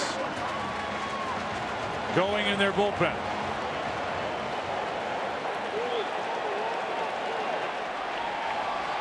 So it's Arias at first. Pence digging in.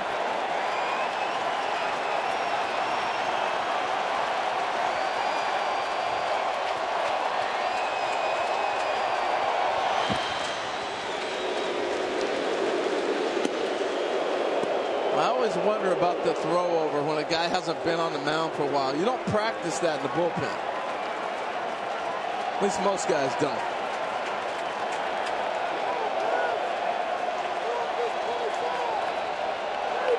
Pence in the air to right center. Coming to get it is Taveras. And the rookie covered some ground for out number 1. He closed on that one. You know, we talk a lot about the speed of the outfielders here with the Cardinals. Grichuk was in right before. We talk about him being a center fielder. Well, Taveras, when he came up, played center. Look at him turn it on, run this down. That's a great play. You saw from that first shot how deep the outfield is playing. Again, playing no doubles. Had to run a long way for that one. Now it's Brandon Belt. One of the reasons why Taveras has not been in the lineup more is Grichuk's a way better defensive player. Belt takes a fastball low, ball 1. Playing defense, really a zero-sum game.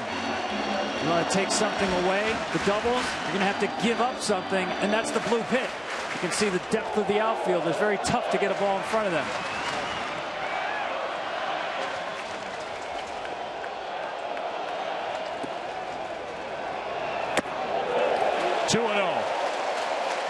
Another changeup at 91. He got that one down. Mike Matheny will tell you what makes Wacha unique is the tilt and the angle on that changeup. That's what made him unhittable last year in the NLCS.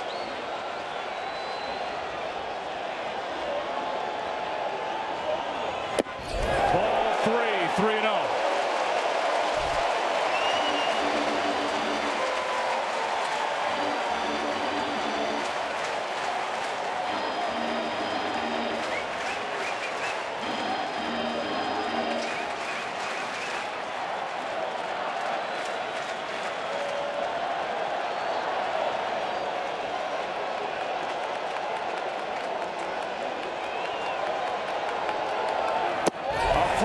Walk.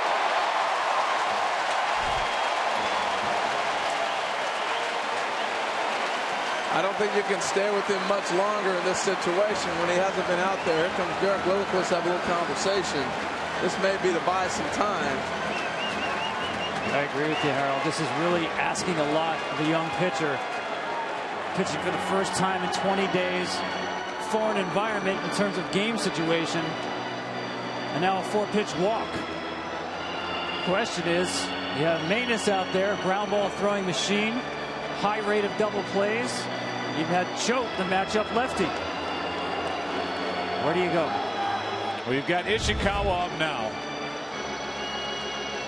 The bench for the Giants is all right-handed. We've seen Juan Perez. That would be the move by Bochy. The guy on deck, Brandon Crawford, is not somebody Bruce Bochy's going to replace in a lineup. So you figure that this would be it for Michael Wacha, with Choate getting ready for Crawford on deck. Absolutely right. I agree with you on that, Joe. That's what they're trying to do. Well, here's Ishikawa, who's taken over as the left fielder for the Giants. Made a misplay defensively earlier.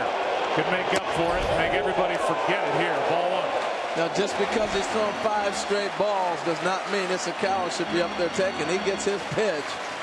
I want him to drive one. And now the outfield rolls in a little closer. Have to be close enough where you can throw out the run at the plate on a base hit.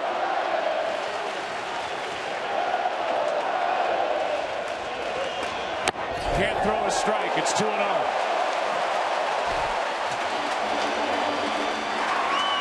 Now you think about it. Do you take one here or do you swing? It's got to be on a platter.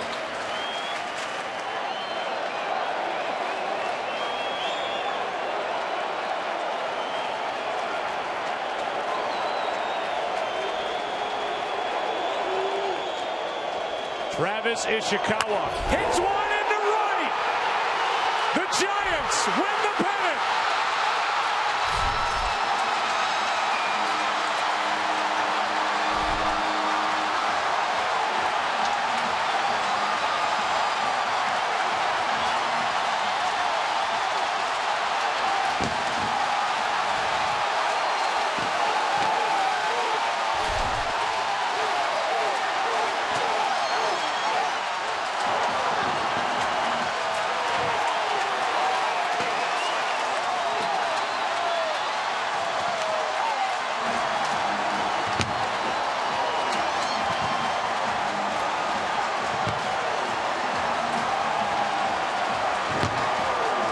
The Giants and Bruce Bochy been waiting for that home run ball, and it showed up here tonight. It ends on a home run by Travis Ishikawa, the Giants' 3rd home run of this Game 5. And the Giants are going back to the World Series for the 3rd time in the last 5 years. After 6 straight balls, he's sitting on a fastball inside. He knows he's going to get it. Turned on it. The Giants to the World Series in 2010, 2012, 2014. Fox Sports Live in LA coming up. Jay and Dan.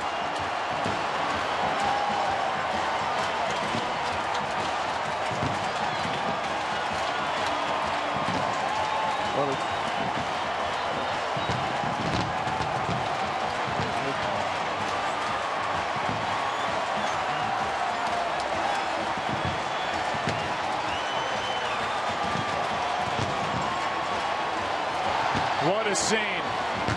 What a scene here in San Francisco. 15th year of baseball in this ballpark.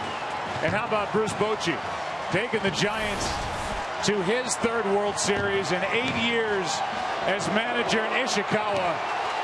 You said, Harold, it had to be on a platter. And on 2-0, it was on a platter in a perfect spot. I mean, the aggressiveness to swing. A lot of people take that pitch and play tentative baseball. This is at its best. Let it fly. He got the pitch zeroed in. And what about the confidence in Ishikawa to give him a green light after the guy's thrown 6 straight balls? And what a story. Travis Ishikawa nearly quit the game. Was toiling in the minor leagues into his 30s, wondering how much longer can I go. He called a buddy, crying on the phone. Pirates designated him for assignment. He came back home to the Giants. And what a success story.